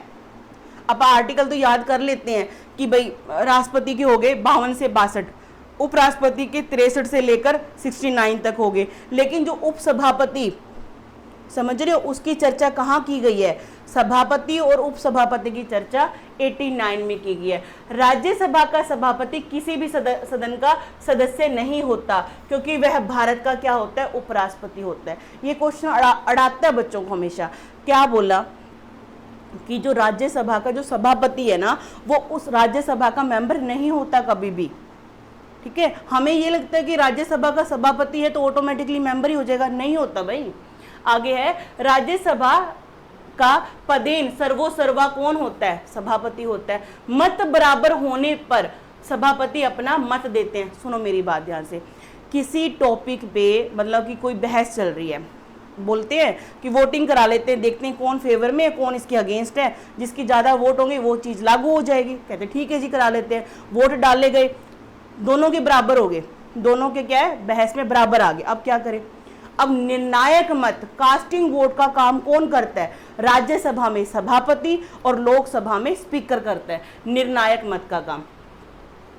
सभापति अपने मत का प्रयोग नहीं करते, किंतु जब पक्ष या विपक्ष का मत बराबर हो जाए, पहले वोट नहीं करते, कहने का मतलब पहले वोटिंग में नहीं आते वो, लेकिन जब दोनों का टाई कर गया तो बीच में इनको आना पड़ता है। उनका मत निर्णायक ला देता है, निर्णय ला देता है, जिसे निर्णायक मत कहते हैं। कास्टिंग कहते हैं, कास्टिंग वोट। सभापति की अनुपस्थिति में, मान लो कि सभापति एब्सेंट है तो कौन काम करेगा? उपसभापति काम करते हैं, किंतु वह उपराष्ट्रपति का कार्य नहीं करता। उसकी सीट का मतलब कार्यवाहक तो बन जाता है, लेकिन उसकी सीट का इस्तेमाल नहीं कर सकता वो।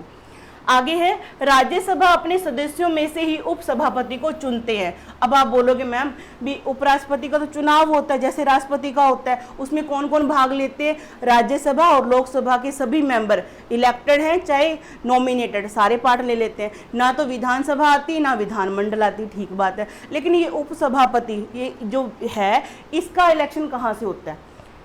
ये राज्यसभा के मेंबर ही इसको क्या करते हैं? चुनते हैं उपसभापति को।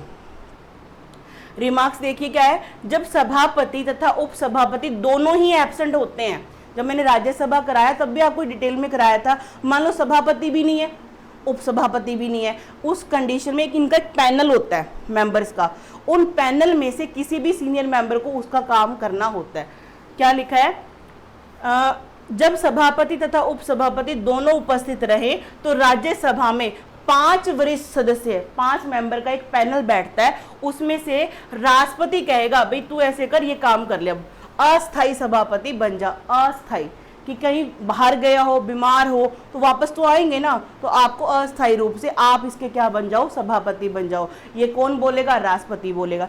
किसको बोलेगा? जो 5 मेंबर की पैनल बैठी होती है। राज्यसभा में पहले सभापति, फिर उपसभापति, फिर 5 मेंबर का पैनल इंपॉर्टेंट होता है। आगे देखते हैं। हाँ जी, 90 क्या बोलता है? उपसभापति का पद रिक्त होने या पद त्याग और पद से हटाया जाना। कि 90 में क्या लिखा है कि उपसभापति को उसका पद खाली, ठीक है जी, होना या पद से हटाना या इसका काम, ये बात कहाँ लिखी है? 90 में लिखी है। इसको हटाया भी जा सकता है संसद के, राज्यसभा के मेंबर्स द्वारा। अनुच्छेद 91 क्या कहता है? सभापति के पद के कर्तव्यों का पालन करना वह यह सभापति के रूप में कार्य करने की उपसभापति या अन्य व्यक्ति की शक्ति के रूप में है। बात को समझो, 91 क्या बोलता है? सभापति के पद के कर्तव्यों का पालन करना यह सभापति के रूप में कार्य करने की उपसभापति को क्या देता है? शक्ति प्रोवाइड करता है। कौन? 91 में। अच्छा, ये दिमाग में आना चाहिए क्वेश्चन कि मैम जब सभापति नहीं है उसकी जगह पे उपसभापति काम करेगा, ठीक है करेगा, तो कहीं तो ये बात लिखी होगी। हाँ जी लिखी है। कहाँ पर? 91 में लिखी है। बात समझ में आ गई? जैसे राष्ट्रपति का जो काम है उपराष्ट्रपति करेगा उसकी एब्सेंस में, तो 2 आर्टिकल आपको बताए कौन कौन से? 65 और 70 याद कर लेना। अनुच्छेद 92 क्या बोलता है, जब सभापति या उपसभापति के पद से हटाने या कोई संकल्प विचाराधीन चल रहा हो, मतलब इनको हटाने की प्रक्रिया दिमाग में चल रही है, विचार में चल रही है, तब उसका पीठासीन ना होना, मतलब तब वो अपनी सीट पे नहीं बैठेगा। बात समझ में? जब मान लो सभापति या उपसभापति को हटाने की प्रक्रिया चल रही, दिमाग में विचार चल रहा है, तो उस समय पे ये शंका में आ गया, डाउटफुल केस बन गया ये बंदा, तो क्या करेंगे, अपनी सीट पे ये बैठ नहीं सकता उस टाइम में। जैसे लोकसभा का अध्यक्ष भी और उपाध्यक्ष भी, ये सेम कंडीशन है। स्पीकर डिप्टी स्पीकर के ऊपर भी अगर ऐसी कोई कंडीशन लग जाए, भी इनको हटाने की प्रक्रिया चल रही है, हाउस में आके बैठ सकते हैं, पर ये अध्यक्ष नहीं कहलाएंगे, ना ही अध्यक्ष वाला कोई काम करेंगे, क्योंकि ये डाउटफुल बंदे होते हैं उस टाइम पे। आगे बढ़ते हैं, आगे 93 में लोकसभा के अध्यक्ष, स्पीकर को अध्यक्ष बोलते हैं, डिप्टी स्पीकर को उपाध्यक्ष बोलते हैं। लोकसभा अपने सदस्यों से ही क्या है, अध्यक्ष तथा एक उपाध्यक्ष को क्या है, चुन लेती है। जब नई लोकसभा बन के आती है ना, तो राष्ट्रपति ही क्या कहता है, अपने सदस्य को बोलते हैं, जो नए मेंबर बन के आए होते हैं, कि आप ऐसा करो, अपना एक स्पीकर चुन लो। अध्यक्ष लोकसभा का पदेन होता है, पदेन मतलब हेड, प्रिजाइडिंग ऑफिसर होता है। अध्यक्ष तथा उपाध्यक्ष दोनों ही लोकसभा के सदस्य होते हैं, दोनों ही कहाँ से होंगे, लोकसभा से होने चाहिए, ना तो वो राज्यसभा से नहीं बन सकते भाई। इन्हें हटाने के लिए लोकसभा के प्रस्ताव पारित करना होता है, मतलब इनको हटाना है, लोकसभा के स्पीकर को हटाना है, डिप्टी स्पीकर को हटाना है, तो वहीं पे केस होगा इनके ऊपर, मतलब प्रस्ताव वहीं पे आएगा कि भाई साहब आपको हटाना है। अगर सभापति को उपसभापति को हटाना है तो राज्यसभा में ही प्रस्ताव आएगा कि भाई साहब आपको हटाना है। आगे बढ़े, ये 93 में ये बात लिखी हुई है। आगे बढ़ते, प्रोटेम स्पीकर। अब ना आप सब लोगों को स्पीकर के बारे में पता होता है, डिप्टी स्पीकर भी पता लग जाता है, लेकिन अब प्रोटेम स्पीकर होता है क्या, किस बीमारी का नाम है, सुनो। कहते हैं यह एक अस्थायी अध्यक्ष होता है, यह नव निर्वाचन सदस्यों को शपथ दिलवाता है। सुनो ध्यान से, नई लोकसभा बन के आगे, मेंबर चुन के आगे, भी इतने बीजेपी के 300 बीजेपी के आगे, 200 उसके आगे, कांग्रेस के आगे, बाकी किसी और के आगे, आगे बैठ गए, तो अब राष्ट्रपति क्या बोलेगा, तो उनमें से किसी को भी, तू क्या है, प्रोटेम स्पीकर है, प्रोटेम स्पीकर, हाँ भाई प्रोटेम स्पीकर। अब क्या करेगा भाई, तू प्रोटेम स्पीकर है, तो इन सबको क्या दिलवा, शपथ दिलवा। अभी ये स्पीकर नहीं बना है, डिप्टी स्पीकर नहीं बना, ये थोड़े टाइम के लिए ही बंदे को बनाया जाता है, अस्थाई, इसका बोलो ना अस्थाई, परमानेंट नहीं होता, थोड़े टाइम के लिए। कहता है अध्यक्ष तथा उपाध्यक्ष का निर्वाचन करता है कौन, प्रोटेम स्पीकर। जब कोई नई लोकसभा बन के आएगी, कोई तो बंदा उनको हेड करने वाला होना चाहिए ना, उनके ऊपर काबू रखने वाला होना चाहिए, तो प्रोटेम स्पीकर बनाता कौन, इसको राष्ट्रपति बनाता है। ये काम क्या करता है, अध्यक्ष तथा उपाध्यक्ष के निर्वाचन करवाता है, स्पीकर और डिप्टी स्पीकर। अध्यक्ष तथा उपाध्यक्ष अलग से शपथ नहीं लेते, क्योंकि इन्होंने as a member of Lok Sabha इन्होंने शपथ ले ली होती है। कौन दिलवाता है इनको, प्रोटेम स्पीकर। फिर दोबारा अभी इनका चुनाव कैसे होगा, पहले तो मेंबर हो गए, शपथ ले ली, ठीक है, फिर इनमें से इनको क्या बनाया, स्पीकर और डिप्टी स्पीकर। क्या दोबारा शपथ लेंगे, नहीं लेंगे, क्योंकि इन्होंने ऑलरेडी शपथ ले ली है as a member of Lok Sabha.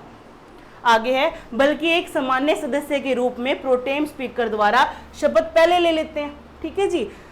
आगे है, जब अध्यक्ष तथा उपाध्यक्ष का चुन लिया जाता है तो प्रोटेम स्पीकर हट जाता है, ठीक है जी, इस चीज को ध्यान में रखना।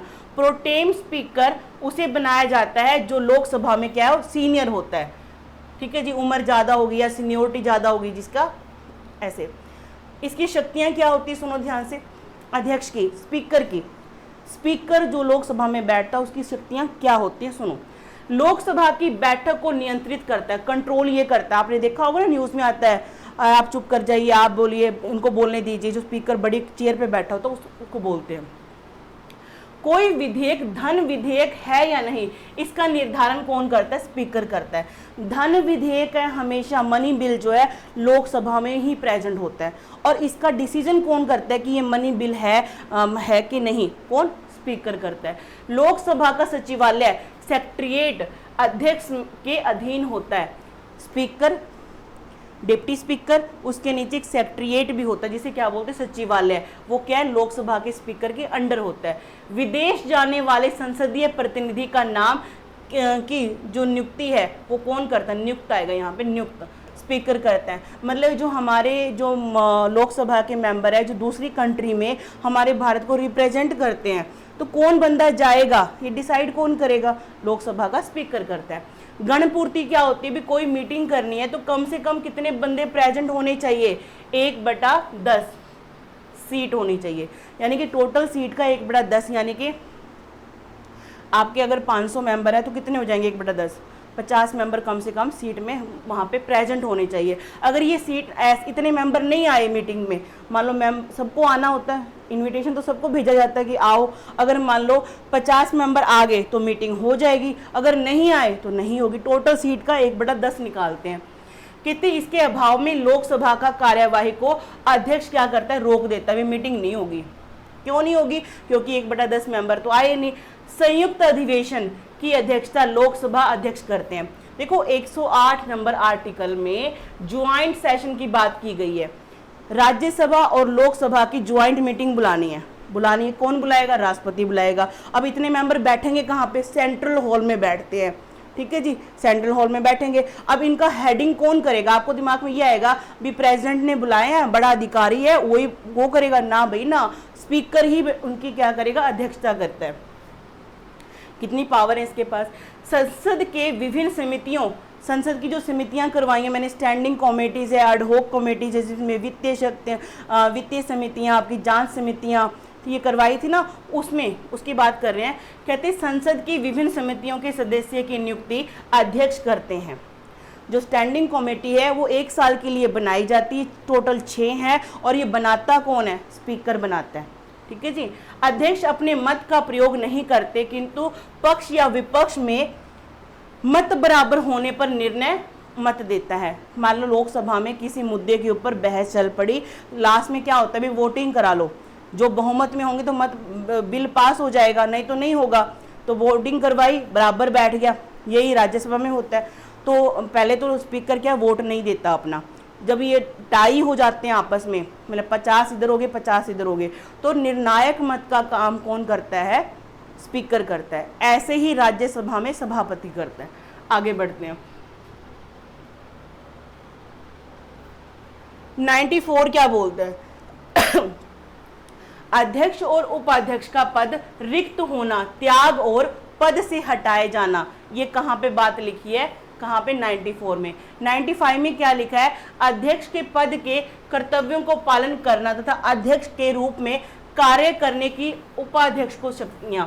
जब स्पीकर नहीं होगा, हमें सामान्य भाषा में इसको स्पीकर ही बोलते हैं, अध्यक्ष तो कोई बोलता ही नहीं इसको। तो क्या करेगा? कौन किसका काम करेगा? डिप्टी स्पीकर करेगा, ठीक है जी। ये चीज़ को आपने ध्यान रखना है। ये एक शक्ति इसको प्रोवाइड की गई। कहाँ पर लिखा है? 95 आर्टिकल में ये बात लिखी हुई है। आगे बढ़े। 98 में क्या लिखा है? संसद का सचिवालय है, सेक्रेटेरिएट, मतलब उसके नीचे क्या है? जो सारा सरकारी दस्तावेजों का कामकाज देखने का काम इसका होता है। ये बात कहाँ लिखी है? 98 में लिखी है। 99 में क्या लिखा है? सारे मेंबर, जो मेंबर ऑफ पार्लियामेंट, इनको शपथ दिलाना।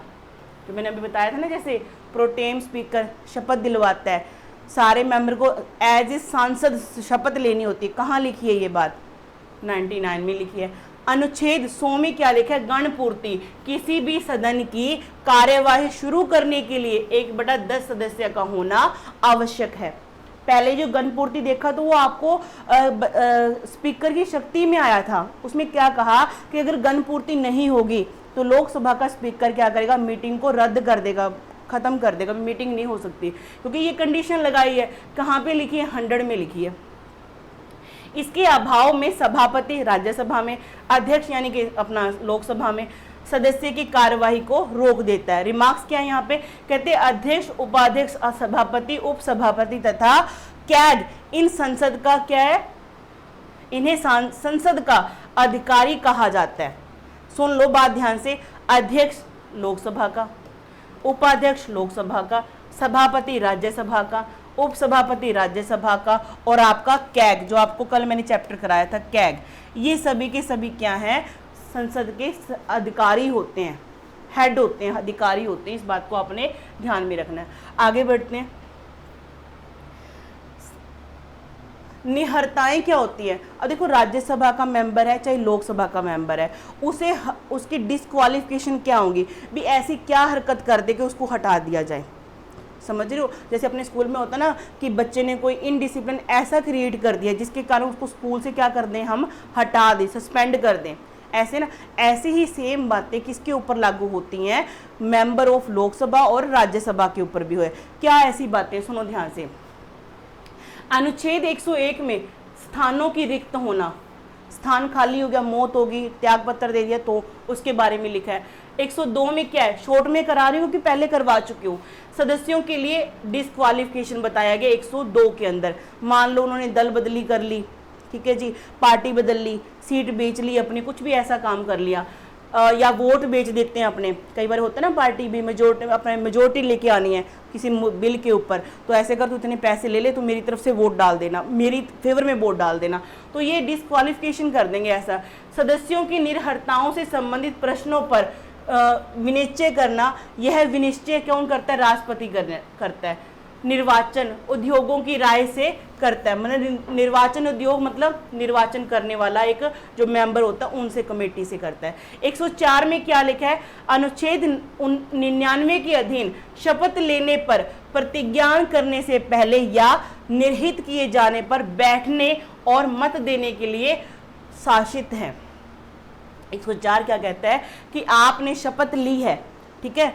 99 में क्या लिखा है? सांसद शपथ लेते हैं के अधीन शपथ लेने पर, प्रतिज्ञान करने से पहले या निर्हित किए जाने पर बैठना या मत देना आपका होगा या नहीं होगा, ये डिसाइड करेगा कौन? आपका आर्टिकल 104 करेगा, ठीक है जी। आगे बढ़ते हैं। संसद और उसके सदस्यों की शक्तियां, जो मेंबर ऑफ पार्लियामेंट है इनके पास शक्तियां होती हैं, हाँ जी होती हैं। क्या है? 105 में क्या लिखा है? संसद के सदनों की सदस्यों की तथा उनके सदस्य, संसद के दोनों सदन, लोकसभा और राज्यसभा, इन दोनों के सदनों तथा उनके मेंबर और समितियों की शक्तियां, विशेषाधिकार कहाँ पे लिखें? यहाँ पे लिखें। मैंने आपको समितियां करवाई थी, आपको वित्तीय समितियां, जिसमें प्राक्कलन समिति, लोक लेखा समिति करवाई आपको, है ना। तो ये समितियां क्या करती हैं? जो आपके सरकारी विभाग, जैसे कोई मंत्रालय है, सरकार के ऊपर अपना कोई डिमांड की, उसने पैसे की कि मेरे को इतना पैसा चाहिए, मैंने इस जगह पे ये प्रोजेक्ट बनाना है, ठीक है, पैसा निकलवाना है, तो वहाँ पे क्या ये समितियाँ अंकुश लगाती हैं, बता ये पैसा इतना, इस प्रोजेक्ट में इतना पैसा कैसे लग जाएगा, ये तो लग ही नहीं सकता इतना, एस्टिमेट लगाना, ठीक है जी। कैग की जिम्मेवारी आती है, सारा लेखा जोखा चेक करती है उनका। 106 में क्या लिखा है? सदस्यों का वेतन, और जो मेंबर ऑफ पार्लियामेंट है इनको सैलरी कितनी होगी, इनके भत्ते कितने होंगे, ये सारा कहाँ लिखा है? 106 नंबर में लिखा है। 107 में क्या है? किसी भी विधेयक को पुनः स्थान, मतलब दोबारा इंट्रोड्यूस करना या फिर पारित करने की विधियां, कोई भी प्रस्ताव आप लेकर आए हो, बिल का प्रस्ताव है कोई, या धन्यवाद प्रस्ताव है, कोई भी प्रस्ताव आप सदन में लेकर आए हो, उसे पास करने की क्या है प्रक्रिया, क्या होगी, विधि क्या होगी, वो कहाँ लिखी है? 107 में लिखी हुई है। आगे बढ़ते हैं। 108 मैंने काफ़ी बार समझाया हुआ, ज्वाइंट मीटिंग है, संयुक्त अधिवेशन है, जिसमें आपका लोकसभा राज्यसभा, इसमें संसद के संयुक्त अधिवेशन की चर्चा है। इसे कहाँ से लिया हमने? ऑस्ट्रेलिया से लिया है। जो इंडियन कॉन्स्टिट्यूशन के सोर्सेज मैंने कराए थे वहाँ पे मैंने बताया था कि ज्वाइंट सेशन का हमने आइडिया कहाँ से लिया है? ऑस्ट्रेलिया से लिया है। कमेंट करके ये बताइए कि ऑस्ट्रेलिया से एक चीज़ हमने और भी ले रखी है, और बताइए, language of preamble, language of preamble, ठीक है जी, याद रखना। कहते यह तब बुलाया जाता है जब लोकसभा और राज्यसभा दोनों में क्या हो? विवाद हो जाए। ज्वाइंट मीटिंग क्यों बुलाएंगे? क्यों बुलाएंगे बताओ भाई? जब दोनों हाउस में आपस में क्या हो? टकराव हो जाए किसी बात को लेकर, तो राष्ट्रपति संयुक्त अधिवेशन को बुलाता है, कहाँ पर? सेंट्रल हॉल में, ठीक है जी। इसकी अध्यक्षता कौन करता है? लोकसभा का स्पीकर करता है। ये बात है 108 नंबर में लिखी है। आगे बढ़े। 109 में ये क्वेश्चन आया था, 41-61 की जो पोस्ट आई थी ना एसएसटी की, उसमें आया था, मैक्सिमम बच्चों ने क्वेश्चन गलत किया था। सुनो ध्यान से, हमें सिर्फ इतना पता, धन विधेयक, मनी बिल 110 में लिखा है, इतना याद नहीं करना, इसे थोड़ा और आगे बढ़ो। कहते धन विधेयक के बारे में विशेष प्रावधान, सेम टू सेम क्वेश्चन आया था, कि धन विधेयक के बारे में जो विशेष प्रक्रिया है वो किस आर्टिकल में लिखी है? 109 उसका आंसर था। विशेष प्रक्रिया कहाँ पे लिखी है? 109 में लिखी है। और धन बिल के बारे में कहाँ लिखा है? 110 में लिखा है। कहते धन विधेयक पहले लोकसभा से ही प्रारंभ होता है, राज्यसभा इसे 14 दिन से अधिक अपने पास नहीं रोक सकता। भाई जो मनी बिल है सीधा सीधा किसके पास आएगा? लोकसभा में पेश होगा, ठीक है जी। और ये जो अगर इसने पास कर दिया लोकसभा ने, फिर ये जाएगा किसके पास? राज्यसभा के पास पास होने के लिए, फिर जाता है राष्ट्रपति के पास। मान लो कि राज्यसभा ने इसको रोक लिया, तो मैक्सिमम कितने डेज के लिए रोक सकता है? कितने डेज के लिए? 14 डेज के लिए, इसे ज़्यादा नहीं रोक सकता। अगर ज़्यादा दिन रोक लिया तो अपने आप पास मान लिया जाएगा। कहते धन विधेयक पर राज्यसभा द्वारा दिया गया सुझाव लोकसभा मानने के लिए बाध्य नहीं है। मान लो कि लोकसभा ने कोई धन विधेयक पास करके राज्यसभा को भेज दिया, ठीक है, भेज दिया, और राज्यसभा ने क्या किया कि ऐसा करो, इसमें ये गलतियाँ ये आप ठीक कर लो। वो कहते ठीक है, वापस दो इधर पास करके। बस जरूरी नहीं है कि लोकसभा वाले उस सुझाव को मानने के लिए बाध्य नहीं है, कंपल्सरी नहीं है, मैंडेटरी नहीं है। कोई विधेयक धन विधेयक है या नहीं, इसका निर्धारण कौन करता है? लोकसभा का स्पीकर करता है। ये भी क्वेश्चन स्टार लगा लो, आता है एग्जाम में। धन विधेयक राष्ट्रपति की पूर्व अनुमति से ही लोकसभा में आता है। ये भी बात सुनो कि धन विधेयक है, मनी बिल है, लोकसभा में लाने से पहले प्रायर किससे मतलब परमिशन लेनी पड़ती है? राष्ट्रपति से परमिशन लेते तो ही ये लोकसभा में आता है। और फिर उसके बाद लोकसभा का अध्यक्ष क्या करता है? मनी बिल को कंसेंट देता है। आगे है, अंतर्राष्ट्रपति इसे पुनर्विचार के लिए नहीं लौटा सकता। मान लो लोकसभा ने पास कर दिया, राज्यसभा ने भी पास कर दिया, फिर लास्ट में साइन करने किसके पास जाएगा? राष्ट्रपति के पास। और राष्ट्रपति मनी बिल को कोई भी इसके ऊपर अपनी पावर यूज नहीं करेगा, एब्सोल्यूट वीटो या कोई भी जेबी वीटो कोई यूज नहीं करेगा, साइन करेगा, चुपचाप वापस कर देगा। क्योंकि मनी बिल डायरेक्टली क्या है? लोगों की भलाई से संबंधित है। अब लोगों ने पास करके तो भेजा है, उसमें उसका राष्ट्रपति का कोई रोल नहीं होता, सिर्फ साइन करने उसमें चुपचाप। आगे 110 देखते हैं। ये है आपका मनी बिल। अब क्वेश्चन आए विशेष प्रक्रिया जो धन विधेयक से, तो 109 लगाना। धन विधेयक क्या कहता है कि परिभाषा संचित निधि पे भरित मतलब जो सैलरीज आपकी संचित निधि से, कंसोलिडेटेड फंड ऑफ इंडिया से जाती हैं, उससे संबंधित है वाला विधेयक धन विधेयक कहलाता है। इसके द्वारा किसी टैक्स को बढ़ाने घटाने वाला विधेयक आता है। किसी टैक्स को घटाना है, बढ़ाना है, उसे क्या बोलते हैं? मनी बिल बोलते हैं भाई, ठीक है जी। सरकार का ऋण भी, सरकार का जितना कर्जा है वो भी धन विधेयक में ही आता है, समझ रहे हो। आगे बढ़ते हैं, नोट करो यहाँ पे, जुर्माना, लाइसेंस, स्थानीय टैक्स, लोकल टैक्स जो लगता है वो धन विधेयक का प्रकार नहीं है। क्या प्रकार है?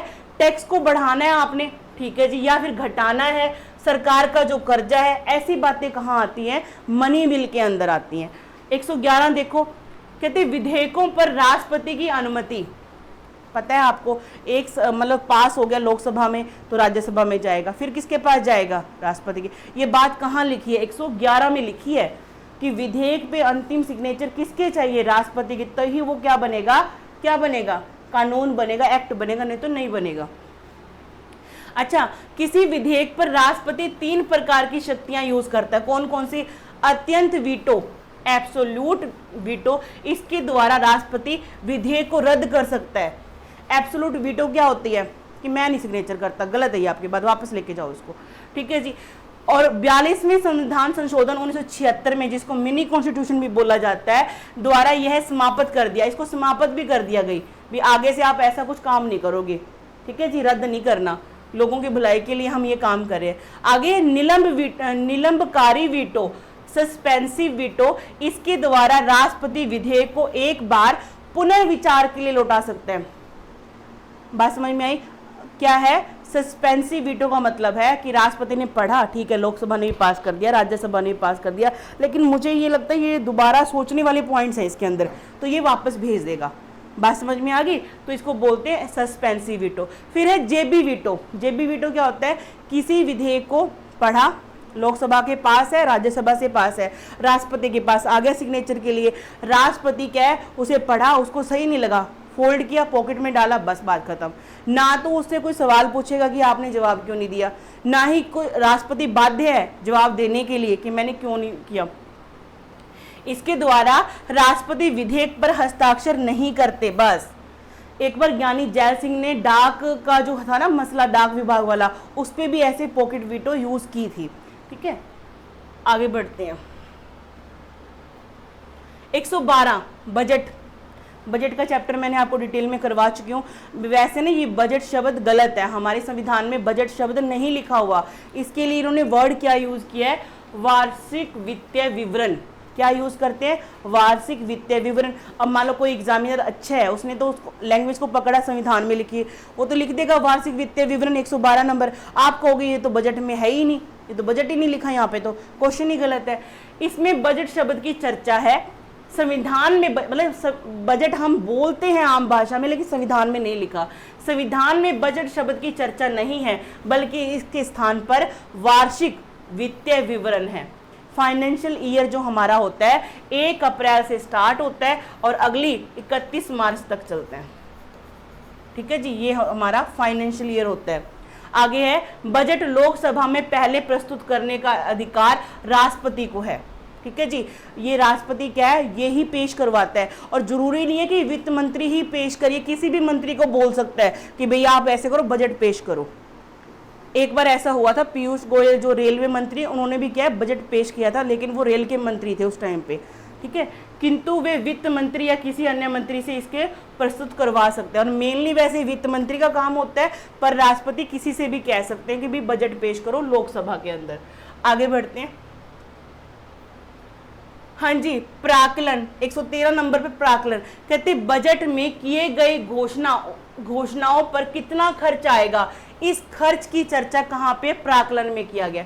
प्राक्कलन मतलब एस्टिमेट। अब मेरी बात सुनो ध्यान से, बजट क्या होता है, हम अपने घर में भी बजट बनाते हैं कि हमारी ना इतनी इनकम होगी, इस साल हमारा बेटा जॉब लगी, इतनी इनकम हो जाएगी, हम इतना खर्च करेंगे, इतना पैसा बेटी की शादी के लिए बचा करेंगे। ये क्या है, हम बजट बनाते हैं, ऐसे करेंगे, इस साल तो हम एक चुबारा डाल लेंगे, घर पे ऊपर छत पे कमरा डाल लेंगे, कुछ ऐसे हम एस्टिमेट लगाते हैं। एस्टिमेट लगाना ये एक समिति भी है, ये क्या करती है, जो बजट की जितनी घोषणाएं की, बजट में क्या होती है कि वित्त मंत्रालय सारे मंत्रालयों से अपनी रिपोर्ट मंगाता है, बताओ रेल मंत्री जी आपने क्या काम करवाना, दो हमें लिखकर। शिक्षा मंत्री से बोलता है कि लाओ आपके विभाग से रिपोर्ट दो, आप क्या क्या कुछ करना चाहते हो इस साल के अंदर, क्या क्या आपका खर्चा आएगा। सारे विभागों से जानकारी इकट्ठी कर ली किसने, वित्त मंत्रालय ने, अपने विभाग से करवा लेता है वो, फिर वो पेश करता है इसके अंदर। फिर वहाँ पे एक समिति होती है, कौन, प्राक्कलन समिति, फिर वो पूरी जांच करती है, एस्टिमेट लगाती है, भाई इन्होंने पैसे इतने मांगे हैं, इतना पैसा लग जाएगा, इतनी इनकम होगी, भी फालतू खर्च तो नहीं हो रहा कहीं पे। ऐसा होता ना कि सरकार क्या है, जो लोगों के द्वारा जो पैसा दिया टैक्स के रूप में, उसका मिस यूज करना शुरू कर दे, जिस चीज़ की जरूरत नहीं वो बनाना शुरू कर दे, है ना। जो काम किए बिना सर सकता है, जनता की भलाई के लिए लगाओ पैसे आप, एजुकेशन पे, दवाइयों पे, और चीज़ें बहुत हैं करने, बेरोजगारी दूर करने के लिए। ये बिल्डिंग बना रहे हैं, मूर्तियाँ बना रहे हैं, तो ये क्या है, फालतू के खर्चे हैं। इस चीज़ का ध्यान कौन रखता है, प्राक्कलन समिति रखती है। 113 नंबर में लिखा हुआ ये बात। 114 में क्या लिखा, विनियोग विधेयक, एप्रोप्रिएशन बिल के बारे में। प्राक्कलन में बताए, इसने जो खर्चे बताए, इसके बाद प्राक्कलन में बताए गए धन निकालने के लिए संसद में विनियोग विधेयक पारित करना आवश्यक होता है। पैसे ऐसे ही नहीं निकलते, उसके बाद एक क्या है, पास करवाना पड़ता, कौन सा, विनियोग विधेयक। जब विनियोग विधेयक पारित ना हो जाए तब तक धन नहीं निकाला जा सकता। इसी कारण संसद की राष्ट्रीय कोष यानी धन का रक्षक कहा जाता है, किसे, आर्टिकल 114 को। और क्या है इसके अंदर, विनियोग विधेयक है।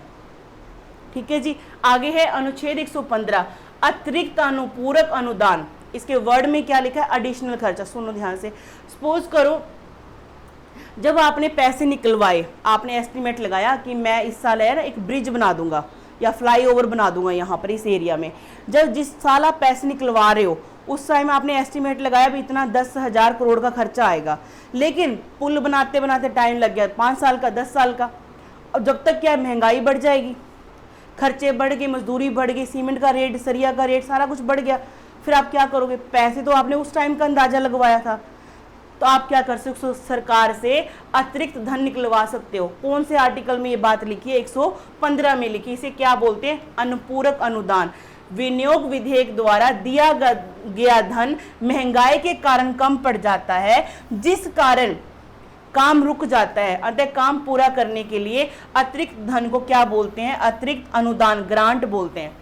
अनुदान हिंदी में और इंग्लिश में क्या बोलते हैं? ग्रांट बोलते हैं। नामक विधेयक से ले लिया जाता है। आगे बात समझ में। प्राकलन से आपने बताया कि एस्टिमेट बता दिया इतना खर्चा आएगा, फिर विनियोग बिल से इसको पास करवा लिया, फिर 115 में देखा कि भाई खर्चा तो ज़्यादा लगेगा, फिर आपने अतिरिक्त अनुदान यानी कि ग्रांट सरकार से दोबारा मांग ली, पैसे और मांग लिए सरकार से। 115 में ये बात लिखी है।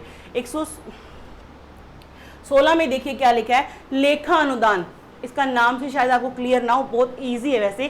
कहते विनियोग विधेयक को पारित करने में सरकार को समय लगता है। मान लो कोई ऐसी कंडीशन है, आर्मी को सैलरी देनी है या कोई युद्ध लग गया, अब आर्मी के लिए पैसा चाहिए, रख रखाव के, हथियारों के लिए, हर चीज़ के लिए पैसे लगते हैं। अब सरकार ये थोड़ा ना वेट करेगी कि बिल पास करेंगे तो पैसे देंगे, भाई हमें इमरजेंसी है, पैसे दो।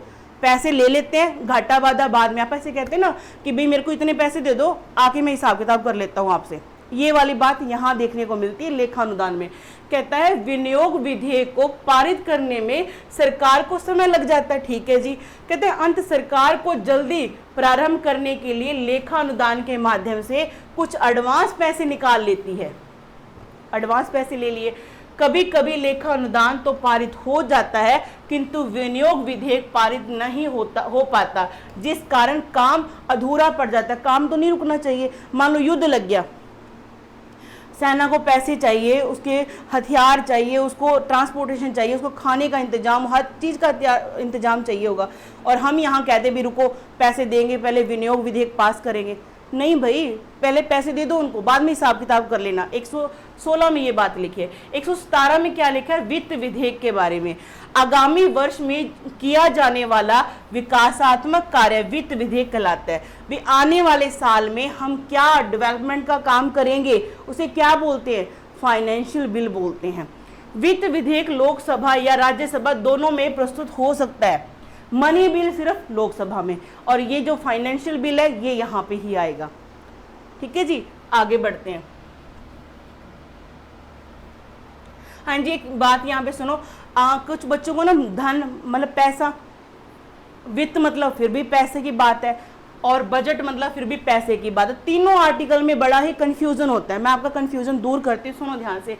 110 मनी बिल है, इसमें क्या लिखा है कि भारत की संचित निधि से जितना खर्चा होता है, ठीक है, उसको क्या बोलेंगे? धन विधेयक बोलेंगे। इसके द्वारा किसी टैक्स को घटाना है, बढ़ाना है। सरकार का जो कर्जे की बात है वो यहाँ पर है। इसमें क्या है? जुर्माना, लाइसेंस और स्थानीय टैक्स धन विधेयक नहीं होता। इसमें सिर्फ क्या बात करनी है? किसी टैक्स को घटाना है या बढ़ाना है, सरकार के कर्जे की बात होती है मनी बिल में 110 नंबर पे। और 109 नंबर में क्या थी? मनी बिल की विशेष प्रक्रिया के बारे में। 117 में क्या होता है? आगामी आने वाले साल में, आगामी साल में डेवलपमेंट के लिए जो आप काम करोगे उसमें कितना पैसा लगेगा, और ये दोनों में आ सकता है, लोकसभा में भी और राज्यसभा, दोनों हाउस में पेश किया, किसी मर्जी में कर लो, लेकिन मनी बिल सिर्फ लोकसभा में। बजट तो बहुत अलग चीज है, बहुत अलग चीज है। देखो कहते 112 में लिखा है वार्षिक वित्तीय विवरण है। इसमें क्या है? कितनी इनकम आएगी और कितना खर्च होएगा, ये बजट है। सिंपल बात। तो तीनों में कंफ्यूज नहीं होना, सिंपल है। और वैसे भी इनके अलग अलग चैप्टर में प्रोवाइड कर चुकी हूँ, आपको ध्यान से देख लेना इस चीज को। आगे बढ़ते हैं 120 नंबर पे। कहते संसद में प्रयोग की जाने वाली भाषा के बारे में। आप ये सुनो कि संसद है, उसमें भाषा कौन सी यूज करेंगे? हिंदी करे, पंजाबी करे, इंग्लिश करे, कहीं तो कुछ लिखा होना चाहिए। कोई लग गया वहाँ पे मराठी भाषा में, हमें तो आती नहीं, बाकियों को कैसे समझ में आएगी? या कोई ऐसा व्यक्ति जिसको हिंदी नहीं आती हो, अब वो क्या करे? मेंबर तो बन गया लेकिन उसको भाषा नहीं आती, ना हिंदी आती ना इंग्लिश आती है, तो क्या वो अपनी मातृभाषा में बात कहे? हाँ कहे। सुनो, कहता है संसद में प्रयोग की जाने वाली भाषा, संसद में केवल हिंदी या अंग्रेजी प्रयोग हो सकता है। हो सकता है भाई। यदि किसी सांसद को ये दोनों भाषा ना आए तो वह अध्यक्ष या सभापति से अनुमति लेकर अपनी क्षेत्रीय भाषा, अपनी लोकल लैंग्वेज में, अगर आपको बागड़ी आती है बागड़ी में बोल के आ सकते हो आप। वहां पे ट्रांसलेटर बिठाए होते हैं, ट्रांसलेट होती है आपकी लैंग्वेज को। आगे बात समझ में जी। 121 ये बात कहाँ लिखी है? 120 में लिखी है। 121 में क्या लिखा है, संसद जजों के आचरण कार्य प्रणाली पर चर्चा नहीं कर सकते। आप समझ रहे हो, जो जुडिशरी है हमारी बिल्कुल इंडिपेंडेंट है, उनके ऊपर महाभियोग लगाना है तो वो बात चलेगी कहाँ पर, लोकसभा राज्यसभा में, लेकिन उनके आचरण के ऊपर उंगली नहीं उठा सकते। ये बात कहाँ लिखी है, 121 में। होता है ना इनकी जब बहस होती है, एक दूसरे के ऊपर टीका टिप्पणी करते रहते हैं, भी तू तो ऐसा है, तेरा आचरण ऐसा है, कभी कभी मीडिया के सामने भी बोलता है उसकी तो फैमिली ऐसी है, उसने ऐसा किया, उसने ऐसे किया। हाँ कर सकते हैं ये आपस में, लेकिन जजों के खिलाफ नहीं कर सकते। जजों के खिलाफ कोई भी ये कोई अपशब्दावली, कोई भद्दी शब्दावली कुछ यूज नहीं कर सकते, कुछ वर्ड यूज नहीं कर सकते पर्सनल आचरण के ऊपर, किंतु उन पर महाभियोग लगा सकते हैं। महाभियोग लगाओ, ठीक है जी, हो सकता है क्योंकि कानून में ये बात लिखी है, लेकिन आप उनके लिए कोई भी टीका टिप्पणी नहीं कर सकते हो। आगे है 122, इसमें क्या लिखा है, न्यायालय द्वारा संसद की कार्यवाही की जांच नहीं की जाएगी। फिर ये क्या बोलते हैं, तरीका याद करने का, भी हम आप पे टीका टिप्पणी नहीं करेंगे, 121 में लिखा है। 122 में सुन लो क्या है, आप हमारी कार्यवाही में टांग नहीं अड़ाओगे। कौन, न्यायालय टांग नहीं अड़ाएगा किसके काम में, संसद के कामकाज में, यही बात बोली है। किंतु विधेयक संवैधानिक है या नहीं इसकी जांच कर सकती है, जुडिशियल रिव्यू कर सकती है कि ये बात विधेयक जो है संवैधानिक भी है या असंवैधानिक है, इस बात की जांच कर सकती है। कौन, आपकी न्यायालय, जुडिशरी कर सकती है। आगे बढ़ते हैं, 123 अध्यादेश के बारे में कहते हैं कि जैसे मान लो कोई कानून बनता है, वो कैसे कानून बनता है, पहले लोकसभा या राज्यसभा में आ गया, वहाँ पे बहस चलती है, मत होता है, उसके ऊपर वोटिंग होती है, फिर वो पास होता है, फिर दूसरे हाउस में जाता है, फिर वहाँ से पास होता है, फिर राष्ट्रपति के सिग्नेचर के लिए जाता है, ऐसे कोई कानून बनता है। सपोज करो कि कोई सेशन ही नहीं चल रहा, अभी सारी बातें सेशन में होती हैं, ये सारी बिल बनते हैं, कानून बनते हैं, लेकिन कानून अभी सेशन नहीं चल रहा, तो राष्ट्रपति क्या वेट करेगा उसकी, कोई मान लो इमरजेंसी में उसे कोई कानून बनाना है, तो कानून पहले बनाएगा कि नहीं बनाएगा, देश को पहले बचाना है। सुनो, कहते जब संसद का कोई सत्र नहीं चल रहा तो कोई आपातकालीन कानून की जरूरत हो तो मंत्रिमंडल की सिफारिश पर राष्ट्रपति अस्थायी कानून बना देते हैं, जिसे क्या बोलते हैं, अध्यादेश। आपने याद करना, 123 में लिखा है। ऐसे ही गवर्नर भी किसी स्टेट में अध्यादेश से कानून बना सकता है, कौन से आर्टिकल में, 213 में लिखा है। जब ये स्टेट गवर्नमेंट कराऊंगी तो भी उसमें आएगा। आगे है राष्ट्रपति अध्यादेश स्थायी कानून होता है, ठीक है जी, स्थायी कानून होता है। राष्ट्रपति अध्यादेश को कभी भी वापस भी ले सकता है, एक राष्ट्रपति चाहे जितनी मर्जी बार अध्यादेश ला सकता है। अध्यादेश का अधिकतम टाइम पीरियड कितना हो सकता है, 6 महीने तक, 6 महीने तक ये चलेगा, क्योंकि 6 महीने के बाद कोई ना कोई सेशन तो बैठेगा ना। आप ये बताइए, मैंने क्या बताया कि जो लोकसभा या राज्यसभा का जो सेशन है, उस 2 सेशन के बीच कितना गैप हो सकता है, मैक्सिमम 6 महीने का।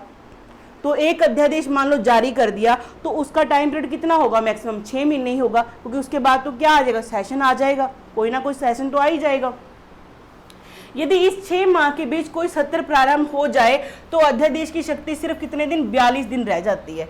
अध्यादेश को स्थायी कानून बनाने के लिए 42 दिन या फिर 6 महीने के भीतर संसद द्वारा इसे पारित करवाना होगा, संसद से पारित करवाना जरूरी है, अन्यथा क्या होगा, अध्यादेश अपने आप ही समाप्त हो जाएगा।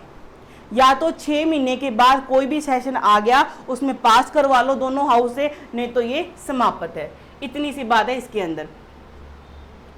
आगे देखते हैं सुप्रीम कोर्ट। मैंने कल आपको जो चैप्टर प्रोवाइड किया था सुप्रीम कोर्ट का, जिसमें आपके आर्टिकल 124 से लेकर 147 तक, ठीक है जी, 124 से 147 तक है। क्विक रीजन कर लेते हैं। 124 में क्या लिखा है, इसके गठन के बारे में। कितने जज हैं आज के टाइम पे, 34 हैं, एक CGI और बाकी 33 अदर्स हैं। सुप्रीम कोर्ट में जज बनने के लिए हाई कोर्ट का 5 साल या तो जज रहे हो आप, या फिर 10 साल आप वकील का कार्य कर चुके हो, और राष्ट्रपति की निगाह में आप क्या हो, कानून के अच्छे जानकार होने चाहिए। सुप्रीम कोर्ट में जजों की नियुक्ति राष्ट्रपति करते हैं। ये क्वेश्चन एग्जाम में कई बार आ चुका है कि जो सुप्रीम कोर्ट है उसमें जो जज होते हैं उसकी नियुक्ति कौन करता है, राष्ट्रपति करता है। जजों की नियुक्ति के समय राष्ट्रपति मुख्य न्यायाधीश यानी कि CGI से क्या करता है, सलाह लेता है, ठीक है जी। जैसे मान लो स्कूल में कोई टीचर रखना है तो जो मैनेजमेंट होती है वो किसकी सलाह लेती है, प्रिंसिपल की सलाह लेती है। मुख्य न्यायाधीश की नियुक्ति के समय राष्ट्रपति कोलिजियम की सलाह लेता है। अब कोलिजियम क्या बीमारी है, कल भी करवाया था, आपके जो 1+4 होता है, 1+4 मेंबर। 1+4 मेंबर क्या है, आपके कोलिजियम बनती है सुप्रीम कोर्ट के अंदर। कहते नोट करो, सुप्रीम कोर्ट के 5 सीनियर जजों को कोलिजियम बोलते हैं। ठीक है जी, ये कोलिजियम बैठेगी, ये राष्ट्रपति को सजेस्ट करेगी भी आप इस व्यक्ति को क्या करो, अब सीजीआई बनाओ। वैसे तो सीनियोरिटी बेसिस भी होता है, भी जिसकी सीनियोरिटी नंबर आगे आ गई वो बन जाएगा। जजों को हटाने के लिए महाभियोग जैसी प्रक्रिया लाई जाती है। अब तक किसी भी जज के खिलाफ महाभियोग नहीं लाया गया। जज का कार्यकाल कितना होता है, 65 साल की उम्र में, और हाई कोर्ट के जज को 62 साल की उम्र में, याद रखना है। वह अपना त्याग पत्र किसको देगा, मतलब जाना है उसने पहले तो राष्ट्रपति को, क्योंकि राष्ट्रपति ही क्या करता है, नियुक्ति भी करता है। 125 में क्या है, इनका वेतन। ठीक है जी, और सीजीआई का वेतन कितना होता है, सीजीआई का 2,80,000, और बाकी अदर जजेस का कितना होता है, 2,50,000। और इसमें कटौती नहीं की जा सकती, ये लिखा हुआ है संविधान के अंदर। ठीक है जी। और 126 में क्या लिखा, ध्यान से सुनो, अस्थाई मुख्य न्यायाधीश। अस्थाई मान लो सीजीआई क्या हो गया, बीमार पड़ गया, अनुपस्थित है किसी भी कारण से, तो उसकी जगह पे काम कौन करेगा।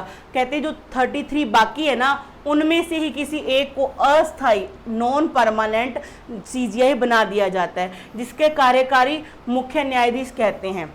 बात समझ में आ गई। जैसे मान लो प्रिंसिपल बीमार है, छुट्टी पे कहीं पे, तो उसका काम कौन करता है, वाइस प्रिंसिपल करता है। वैसे ही हम क्या कर लेते हैं यहाँ पर, जब सीजीआई किसी भी कारण से सीट पे नहीं है तो उसकी जगह पर जो बाकी सीनियर जजेज है उसमें से एक सीनियर जज को क्या बना दिया जाएगा, क्या बना दिया जाएगा, अस्थाई अध्यक्ष बना दिया जाएगा। अस्थाई सीजीआई बनाएगा, कौन बनाएगा, राष्ट्रपति। ये बात कहाँ पे लिखी है, 126 में। ठीक है जी। आगे 127 में अडहोक। अडहोक क्या होता है, किसी शॉर्ट पीरियड के लिए, मान लो किसी काम को करने के लिए हमें किसी जज की जरूरत है, लेकिन हमारे पास अभी कोई जज उपलब्ध नहीं है, तो हम क्या कर सकते हैं, जैसे मान लो स्कूलों में टीचर होते हैं, कोई टीचर है, कोई 2 महीने की छुट्टी पे चला गया, अब उसकी क्लासेस तो सफ़र करेंगी पीछे से, अब उसकी जगह पे प्रिंसिपल क्या कर लेता है, सिर्फ 2 महीने के लिए, सिर्फ 2, जितने टाइम वो छुट्टी गया है उसके लिए टीचर रख लेता है। जैसे ही वो छुट्टी काट के वापस आएगा, इस टीचर को हटा दिया जाता है, जैसे केंद्रीय विद्यालय में होता है। अनुच्छेद 127 में क्या लिखा, अडहोक तथा तदर्थ न्यायाधीश। इसका अर्थ होता है इस उद्देश्य के लिए तदर्थ न्यायाधीश को तब बुलाया जाता है जब सुप्रीम कोर्ट में जजों की संख्या में कमी हो जाए, कोरम पूरा ना बैठे। किसी सेशन में कोरम पूरा बैठना जरूरी है। अडहोक जज को लाने की सिफारिश सीजीआई करता है। ठीक है, इस सिफारिश के आधार पे सुप्रीम कोर्ट क्या करता है, जो हमारी 25 हाई कोर्ट्स है ना, उसमें से किसी भी एक कोई मुख्य न्यायाधीश की सलाह से, मान लो ये हमारा सुप्रीम कोर्ट है, ये हमारे कितने हाई कोर्ट है, 25 हाई कोर्ट है टोटल हमारे यहाँ पे। तो हाई कोर्ट का जो यहाँ पे सीजीआई होगा, यहाँ का जो चीफ होगा, इसकी सलाह से यहाँ पर एक जज को ला सकते हैं अडहोक कुछ टाइम के लिए काम करवाने के लिए। इसकी शक्ति सुप्रीम कोर्ट के जज के बराबर होती है, किंतु यह अस्थाई होता है, परमानेंट तो होता नहीं। अडहोक पे आया है, जैसे ही इसकी मतलब कोई दूसरा इसकी जिसकी जगह पे ये आया है, जैसे ही उसको अपॉइंट कर लेंगे, इसको हटा देंगे। अनुच्छेद 128 कहते हैं रिटायर्ड जज के बारे में। सुप्रीम कोर्ट का गठन, उसके जजेस के बारे में 124 में लिखा है। 125 में क्या लिखा है, उसके वेतन के बारे में। 126 में क्या लिखा है, अस्थायी के बारे में। 127 में क्या है, अडहोक वाले जज के बारे में। और 128 में रिटायर्ड जज के बारे में। 126 में कौन सा जज, एक्टिंग जज, एक्टिंग। ठीक है जी। 127 में कौन सा, अडहोक वाला, अडहोक। ये तीनों एक बार में याद हो जाएंगे। और 128 में क्या है, रिटायर जज। तीनों जज के बारे में ऐसे लिखा है, ये बाहर से मतलब कि अपॉइंट, मतलब अलग से अपॉइंट होते हैं, ये याद रखना आप में। आगे है 129 में देखो, सुप्रीम कोर्ट के अभिलेख न्यायाधीश का कार्य करती है, अर्थात सुप्रीम कोर्ट का निर्णय किसी अन्य मुकदमे में उदाहरण के रूप में काम में लिया जा सकता है ताकि न्याय जल्दी हो। मतलब सुप्रीम कोर्ट का किसी टाइम पे दिया गया डिसीजन किसी अन्य केस में, अगर फ्यूचर में कोई ऐसा केस आता है तो प्रीवियस डिसीजन को यूज कर सकते हैं ताकि दोबारा टाइम वेस्ट ना हो। ये बात कहाँ लिखी है, 129 में लिखी है। 130 में क्या लिखे है, भी जो सुप्रीम कोर्ट है, जैसे दिल्ली में है, दिल्ली में सुप्रीम कोर्ट है, मान लो सीजीआई चाहता है कि जो मैं अपनी सुप्रीम कोर्ट की एक ब्रांच कहीं और खोल लूँ, वहाँ बैठना है मैंने, तो हाँ ऐसा कर सकता है भाई। कहाँ लिखी है ये बात? 130 में लिखी है। लेकिन किससे सलाह लेनी पड़ती है? राष्ट्रपति से। ऐसा 2 बार हो चुका है, श्रीनगर में और हैदराबाद में सुप्रीम कोर्ट की ब्रांचेज बैठ चुकी हैं पहले। 131 में क्या लिखा है? सुप्रीम कोर्ट की प्रारंभिक या मूल अधिकारिता, मतलब कि जो कैसे सीधे सीधे केस, आपने केस कैसे होते हैं, आप पहले जिला कोर्ट में जाते हैं, जिला कोर्ट से हार गए हम जाते हैं हाई कोर्ट में, हाई कोर्ट से हार गए फिर हम जाते हैं सुप्रीम कोर्ट में। ऐसे कौन से केस हैं जो सीधे ही आप सुप्रीम कोर्ट में लेके जा सकते हो? वो यहाँ पे दिए हुए हैं। जैसे केंद्र सरकार का राज्य सरकार के साथ झगड़ा हो गया, जैसे मान लो आम आदमी पार्टी पंजाब की और बीजेपी पार्टी यूनियन गवर्नमेंट आपस में इनका झगड़ा हो गया, इनका केस कहाँ जाएगा? सुप्रीम कोर्ट में। 2 राज्यों के बीच में, हरियाणा और पंजाब के बीच में हो गया तो भी सुप्रीम कोर्ट सीधा। एक और क्या है, केंद्र सरकार और एक राज्य है कोई भी, और दूसरी तरफ दूसरे राज्य हैं, ठीक है जी, जैसे यूनियन गवर्नमेंट और कुछ स्टेट्स मिल गई आपस में, और फिर यहाँ पे कुछ स्टेट इनके खिलाफ है, ये आपस में क्या है? ग्रुप बन जाएंगे। तो ऐसे मसले भी सीधे सीधे कहाँ जाते हैं? सुप्रीम कोर्ट के पास जाते हैं।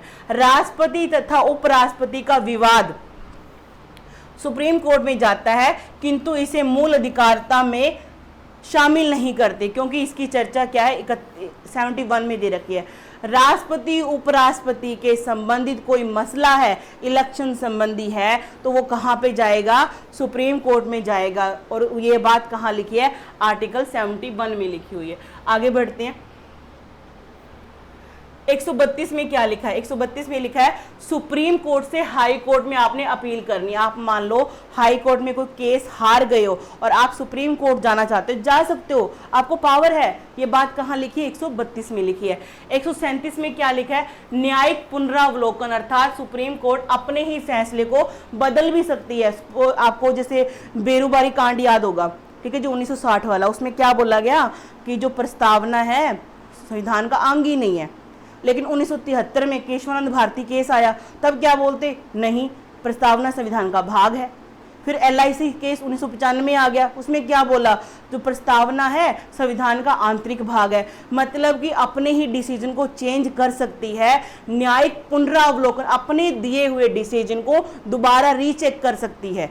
ये बात कहाँ लिखी है? 137 में लिखी है। और जुडिशियल रिव्यू का सिस्टम हमने कौन सी कंट्री से लिखा है? USA से लिया है। अनुच्छेद 139 क्या कहता है? मूल अधिकारों के अलावा किसी अन्य मामले में रिट निकालना हो तो सुप्रीम कोर्ट क्या है? अनुच्छेद 32 का प्रयोग न करके 139 का प्रयोग करती है। रिट जारी करनी है, मूल अधिकारों से संबंधित है तो 32 का यूज करेगी, और बाकी किसी मसले पे तो 139 का यूज करें। रिट कितने प्रकार की होती हैं? कितने प्रकार की? 5 प्रकार की। आपको पता है, habeas corpus, mandamus, prohibition, certiorari, quo warranto, ये सारी मैंने आपको डिटेल में करा रखी है। 140 क्या बोलता है? उच्चतम न्यायालय की अनुशासनिक शक्तियां, मतलब एडिशनल पावर्स है, छोड़ दो, कितना जुड़ी नहीं है। आगे 141 क्या बोलता है? सुप्रीम कोर्ट का निर्णय भारत के सभी न्यायालय, सभी अधिकारियों और सभी नागरिकों के लिए क्या है? बाध्य है। मतलब सुप्रीम कोर्ट का डिसीजन क्या है? लास्ट है। आप किसी डिस्ट्रिक्ट कोर्ट में हार गए, हाई कोर्ट चले जाओ, हाई कोर्ट में हार गए, सुप्रीम कोर्ट चले जाओ। सुप्रीम कोर्ट का तो डिसीजन मानना ही पड़ेगा, उसके ऊपर कोई न्यायालय नहीं है। अगर आप ऐसा नहीं करते तो आपको दंड मिलेगा। आगे है, यदि कोई व्यक्ति न्यायालय की बात को नहीं मानता, उसे अवमानना समझकर न्यायालय दंडित भी कर सकता है। आगे बढ़े, 141 हो गए। 142 क्या कहता है? सुनो ध्यान से। उच्चतम न्यायालय की डिक्रियां करने की, जो आदेशों का परिवर्तन और प्रकटीकरण आदि के बारे में है। उच्चतम न्यायालय की जो डिसीजन है उसका प्रकटीकरण करना, उसको जनतक करना, मतलब बातें इसमें लिखी है, कोई इतना खास नहीं है। 143 इंपॉर्टेंट है, बहुत बहुत इंपॉर्टेंट है, ठीक है जी, ये एग्जाम में आता ही आता है। राष्ट्रपति किसी मुद्दे पर, भारत का राष्ट्रपति किसी मुद्दे पर सुप्रीम कोर्ट से सलाह मांग सकते हैं, लेकिन उस सलाह को मानने के लिए राष्ट्रपति बाध्य नहीं होते हैं। ये बात कहाँ लिखी है? 143 में लिखी है कि राष्ट्रपति को अगर कोई लगे किसी मुद्दे के ऊपर तो वो अपना क्या कर सकता है? ये से बात कर लेगा, किसी सुप्रीम कोर्ट से। लेकिन सुप्रीम कोर्ट ने कोई सलाह दे दी अपने अनुसार, तो जरूरी नहीं है राष्ट्रपति उसको माने भी, सलाह मांगे तो माननी पड़ेगी, नहीं ना माने। और सुप्रीम कोर्ट को भी अधिकार है कि अगर राष्ट्रपति ने सलाह मांगी तो इसकी मर्जी है, चाहे दे चाहे ना दे, क्योंकि ये इंडिपेंडेंट है, सेपरेट है, सरकार के अधीन नहीं है। सुप्रीम कोर्ट संविधान का अंतिम व्याख्या करता है। मान लो संविधान की भाषा या किसी मसले पर आपको कोई बात समझ नहीं आ रही कि इस आर्टिकल में ये बात लिखी, मुझे तो समझ नहीं आ रही, मतलब कि सरकार को समझ नहीं आ रही है, उसका इंटरप्रिटेशन गलत निकाले, कुछ भी है, तो जो उसकी व्याख्या अंतिम रूप से कौन करता है? सुप्रीम कोर्ट करता है। याद रखना इस चीज़ को, और इसको ही मानना पड़ता है कि सुप्रीम कोर्ट ने ये व्याख्या निकाली है इस बात की, यही मान्य होगी। सुप्रीम कोर्ट एक निष्पक्ष और स्वायत्त संस्था, स्वायत्त मतलब उसके ऊपर कोई अधिकारी नहीं है, संविधान मतलब जो सर्वोच्च न्यायालय है क्या है? इंडिपेंडेंट है, अगर सरकार के अधीन नहीं है। यह अपनी निष्पक्षता बनाए रखने के लिए यह अपनी सभी नियुक्तियां स्वयं करती है, कोलिजियम बैठती है। सुप्रीम कोर्ट के कर्मचारियों को पदोन्नति, निलंबन, स्थानांतरण, ट्रांसफर करना और स्वयं सुप्रीम कोर्ट द्वारा ही की जाती है। इनके जो कर्मचारी है उनको क्या है? प्रमोशन देना, ठीक है जी, और निलंबन करना इनका, और या फिर इनको क्या है? ट्रांसफर करना, इनकी ये पावर किसके पास है? Supreme court. सुप्रीम कोर्ट के कर्मचारी तथा जजों का वेतन संचित निधि से दिया जाता है। ये क्वेश्चन बहुत बार आया हुआ है, संचित निधि से। और भारत के जो प्रधानमंत्री कोष से किसकी सैलरी जाती है? अटॉर्नी जनरल की। अटॉर्नी जनरल का आर्टिकल कौन सा है? 76 है, याद रखना। आगे बढ़े, आगे है 144, थोड़े ही रह गए अब तो। कहते हैं 144 में क्या लिखा है? क में विधियों की संवैधानिक वैधता से संबंधित प्रश्नों के निपटारे के बारे में विशेष उपबंध, मतलब कि जो अपना न्यायालय है, सुप्रीम कोर्ट है, वो क्या करते हैं? विधियों की, कानूनों की जो संवैधानिक वैधता है, भी ये वैलिड कब तक रहेगा, ये वैलिड है भी कि नहीं, ये डिसीजन कौन देता है? Supreme court. 145 में क्या लिखा है? न्यायालयों की नियम के बारे में, नियम कानून इनके जितने भी होते हैं सुप्रीम कोर्ट के अंदर 145 में लिखे हैं। 146 में क्या लिखा है? उच्चतम न्यायालय के अधिकारी और सेवक तथा खर्च के बारे में। उच्चतम न्यायालय मतलब सुप्रीम कोर्ट के अधिकारियों और उनके जो सेवक लोग हैं, उनके जो खर्चे है उसके बारे में दिया हुआ है। 147 इतना कुछ इंपॉर्टेंट है, निर्वाचन के बारे में, मतलब कैसे कैसे ये अपने रूल लागू करते हैं इसके बारे में दिए। तो अपना सुप्रीम कोर्ट खत्म हो चुका है। अभी सुप्रीम कोर्ट के आर्टिकल कितने थे? 124 से लेकर 147 तक। अब हमारा बचा है कैग, 148 से लेकर 151 तक, ये अभी हमने करना है। तो हमारा भाग 5 आज पूरा कंप्लीट हो जाएगा। वैसे ही चैप्टर आपको डिटेल में मिल चुका है, मैंने आपको बताया था कि भाग 5 जिसके आर्टिकल 52 से लेकर 151 तक है, पूरे आपको क्लियर करवाऊंगे। कैग मतलब कंट्रोलर एंड ऑडिटर जनरल, 148 से लेकर 151 तक इसके आर्टिकल हैं। 148 में क्या लिखा है? इसमें कैग के पद की चर्चा है, ठीक है जी। कैग की नियुक्ति कौन? प्रधानमंत्री की सिफारिश पर राष्ट्रपति करता है, ठीक है जी। और इसकी जो टेन्योर कितना होगा, टाइम पीरियड कितने के लिए काम करेगा? या तो इसकी 65 साल की उम्र हो जाए या फिर 6 वर्ष, दोनों में से कोई पहले जो हो गया। मान लो कोई व्यक्ति 60 साल की उम्र में कैग बन गया, ठीक है जी। कार्यकाल कितना होता है? 6 होता है। 6 निभाएगा तो 66 हो जाएगी, लेकिन बीच में जैसे ही 65 साल की उम्र हो जाएगी इसकी, इसको हटा दिया जाएगा, रिटायर हो जाएगा। या फिर कोई व्यक्ति मान लो 54 साल की उम्र में कैग बना, 6 साल का वो कार्यकाल निभाएगा, 60 साल की उम्र में क्या हो जाएगा? रिटायर हो। दोनों में से जो कंडीशन पहले होगी इसको हटा दिया जाता है। यह राष्ट्रपति के प्रसाद पर्यंत नहीं होते, बल्कि इन्हें हटाने के लिए महाभियोग की प्रक्रिया लाना पड़ता है। जो अटॉर्नी जनरल है वो जब तक राष्ट्रपति की इच्छा अनुसार, लेकिन जो कैग है इसका प्रॉपर आपको बताया गया है कि या तो 65 साल की उम्र पहले हो जाए या फिर 6 साल का कार्यकाल निभा ले, और इसको बीच में अगर हटाना है तो कैसे करेंगे? महाभियोग लेकर आएंगे इसके लिए। कैग अपना त्याग पत्र देना चाहे तो किसको देगा? राष्ट्रपति को देगा। क्यों देगा भी राष्ट्रपति को? क्योंकि राष्ट्रपति ने इसकी नियुक्ति की है। किसकी सलाह पर? प्रधानमंत्री की सलाह पर। मंत्रिपरिषद का कोई भी सदस्य कैग नहीं हो सकता। एक बात सुनो, जो कैग है ना, जो बॉडी है, ये कैग जो संस्था है एक तरह की, ये क्या है? इंडिपेंडेंट है बिल्कुल। इसके ऊपर सरकार का कोई क्या है? अधिकार नहीं है, समझो। और ये कोई भी मंत्रिपरिषद से कोई मेंबर नहीं आएगा, क्योंकि ये सरकार के खर्चों का निगरानी रखता है। ये अगर यही मंत्रिपरिषद में से आ गया तो सरकार का तो चमचा बन जाएगा ये। आगे देखो 149 क्या बोलते हैं? कहते हैं इसमें कैग की शक्तियां दी हुई हैं। कैग भारत के लेखा विभाग का प्रधान होता है। लेखा विभाग मतलब सरकार से जो, मतलब कि सरकार ने भारत की जो संचित निधि से सरकार से जो पैसे निकाले हैं, जो पैसा है वो किसका? जनता का। वो पैसा निकाल कर क्या करती है सरकार, खर्च करती है जनता के विकास के लिए। अब इसके ऊपर एक डंडा रखा हुआ, किसको, कैग को।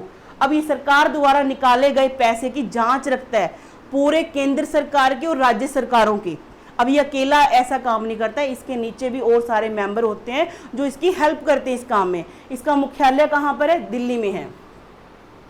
कहते हैं अर्थात केंद्र राज्य सरकार द्वारा किए गए किसी भी खर्चे की क्या करता है, जांच करता है। भाई इतने पैसे कहाँ लगे, स्लिप दिखाओ, पूरी गहराई से जांच करता है ये, कोई डॉक्यूमेंट फेक तो नहीं बनवाए, पूरा बजरी रेता सरिया कहाँ से आया, किस कंपनी से आया, किस कंपनी को कितना पैसा दिया, मजदूरी कितनी लगी, भी 100 मजदूर लगे, कहीं 200 तो नहीं दिखा दिए। घोटाले जितने भी होते हैं ये सारे घोटाले बाहर लेके आता है, इसका काम है ये सरकार के अंदर नहीं होता, सरकार के बाहर अपना एक ऑटोनॉमियस इसका अपने आप में है।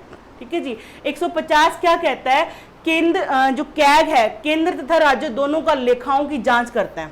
बता ही दिया मैंने, ये बात कहाँ लिखी है 150 में, कि भी केंद्र का भी करेगा और राज्य सरकार के भी पैसों का जांच करेगा। कहाँ पे, 150 में। 149 में शक्तियाँ इसकी, 148 में इसको पद की चर्चा, इसको हटाने की प्रक्रिया, दोनों ये इकट्ठे दे रखी है 148 में। कैग के आर्टिकल कौन कौन से, 148 से लेकर 151। 148 में क्या है, उसको पद की नियुक्ति और उसको हटाने की प्रक्रिया। 149 में क्या, उसकी शक्तियां। 150 में क्या है, इसको काम बताया है, भाई तू केंद्र सरकार का और राज्य सरकार के पैसों का लेखा जोखा का जांच करेगा। 151 में क्या लिखा है, कैग जो है केंद्र तथा राज्य की जांच की रिपोर्ट राष्ट्रपति को देता है। बात समझ में आ गई, राष्ट्रपति को अपनी रिपोर्ट देगा और राष्ट्रपति वो रिपोर्ट लोकसभा के स्पीकर को देगा। लोकसभा का स्पीकर क्या करेगा, लोक लेखा समिति को दे देगा। और लोक लेखा समिति के कितने मेंबर होते हैं, 22 मेंबर होते हैं, जिसमें से 15 आपके लोकसभा के और 7 आपके राज्यसभा के होते हैं। और इसका हेड कौन होता है, विपक्षी दल का नेता।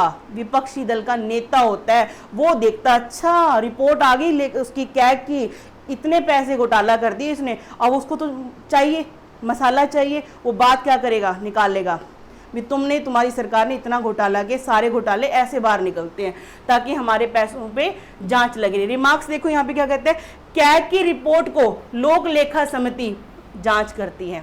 बता ही दिया मैंने आपको। ठीक है जी, अभी के लिए बस इतना ही। तो हमारे भाग 5 के सारे आर्टिकल मैंने आपको एक रिवीजन करवा दिए। वैसे मैंने ये सारे चैप्टर आपको डिटेल में पहले मैं आपको एक एक करके प्रोवाइड कर चुकी हूँ। आज के लिए बस इतना ही, धन्यवाद।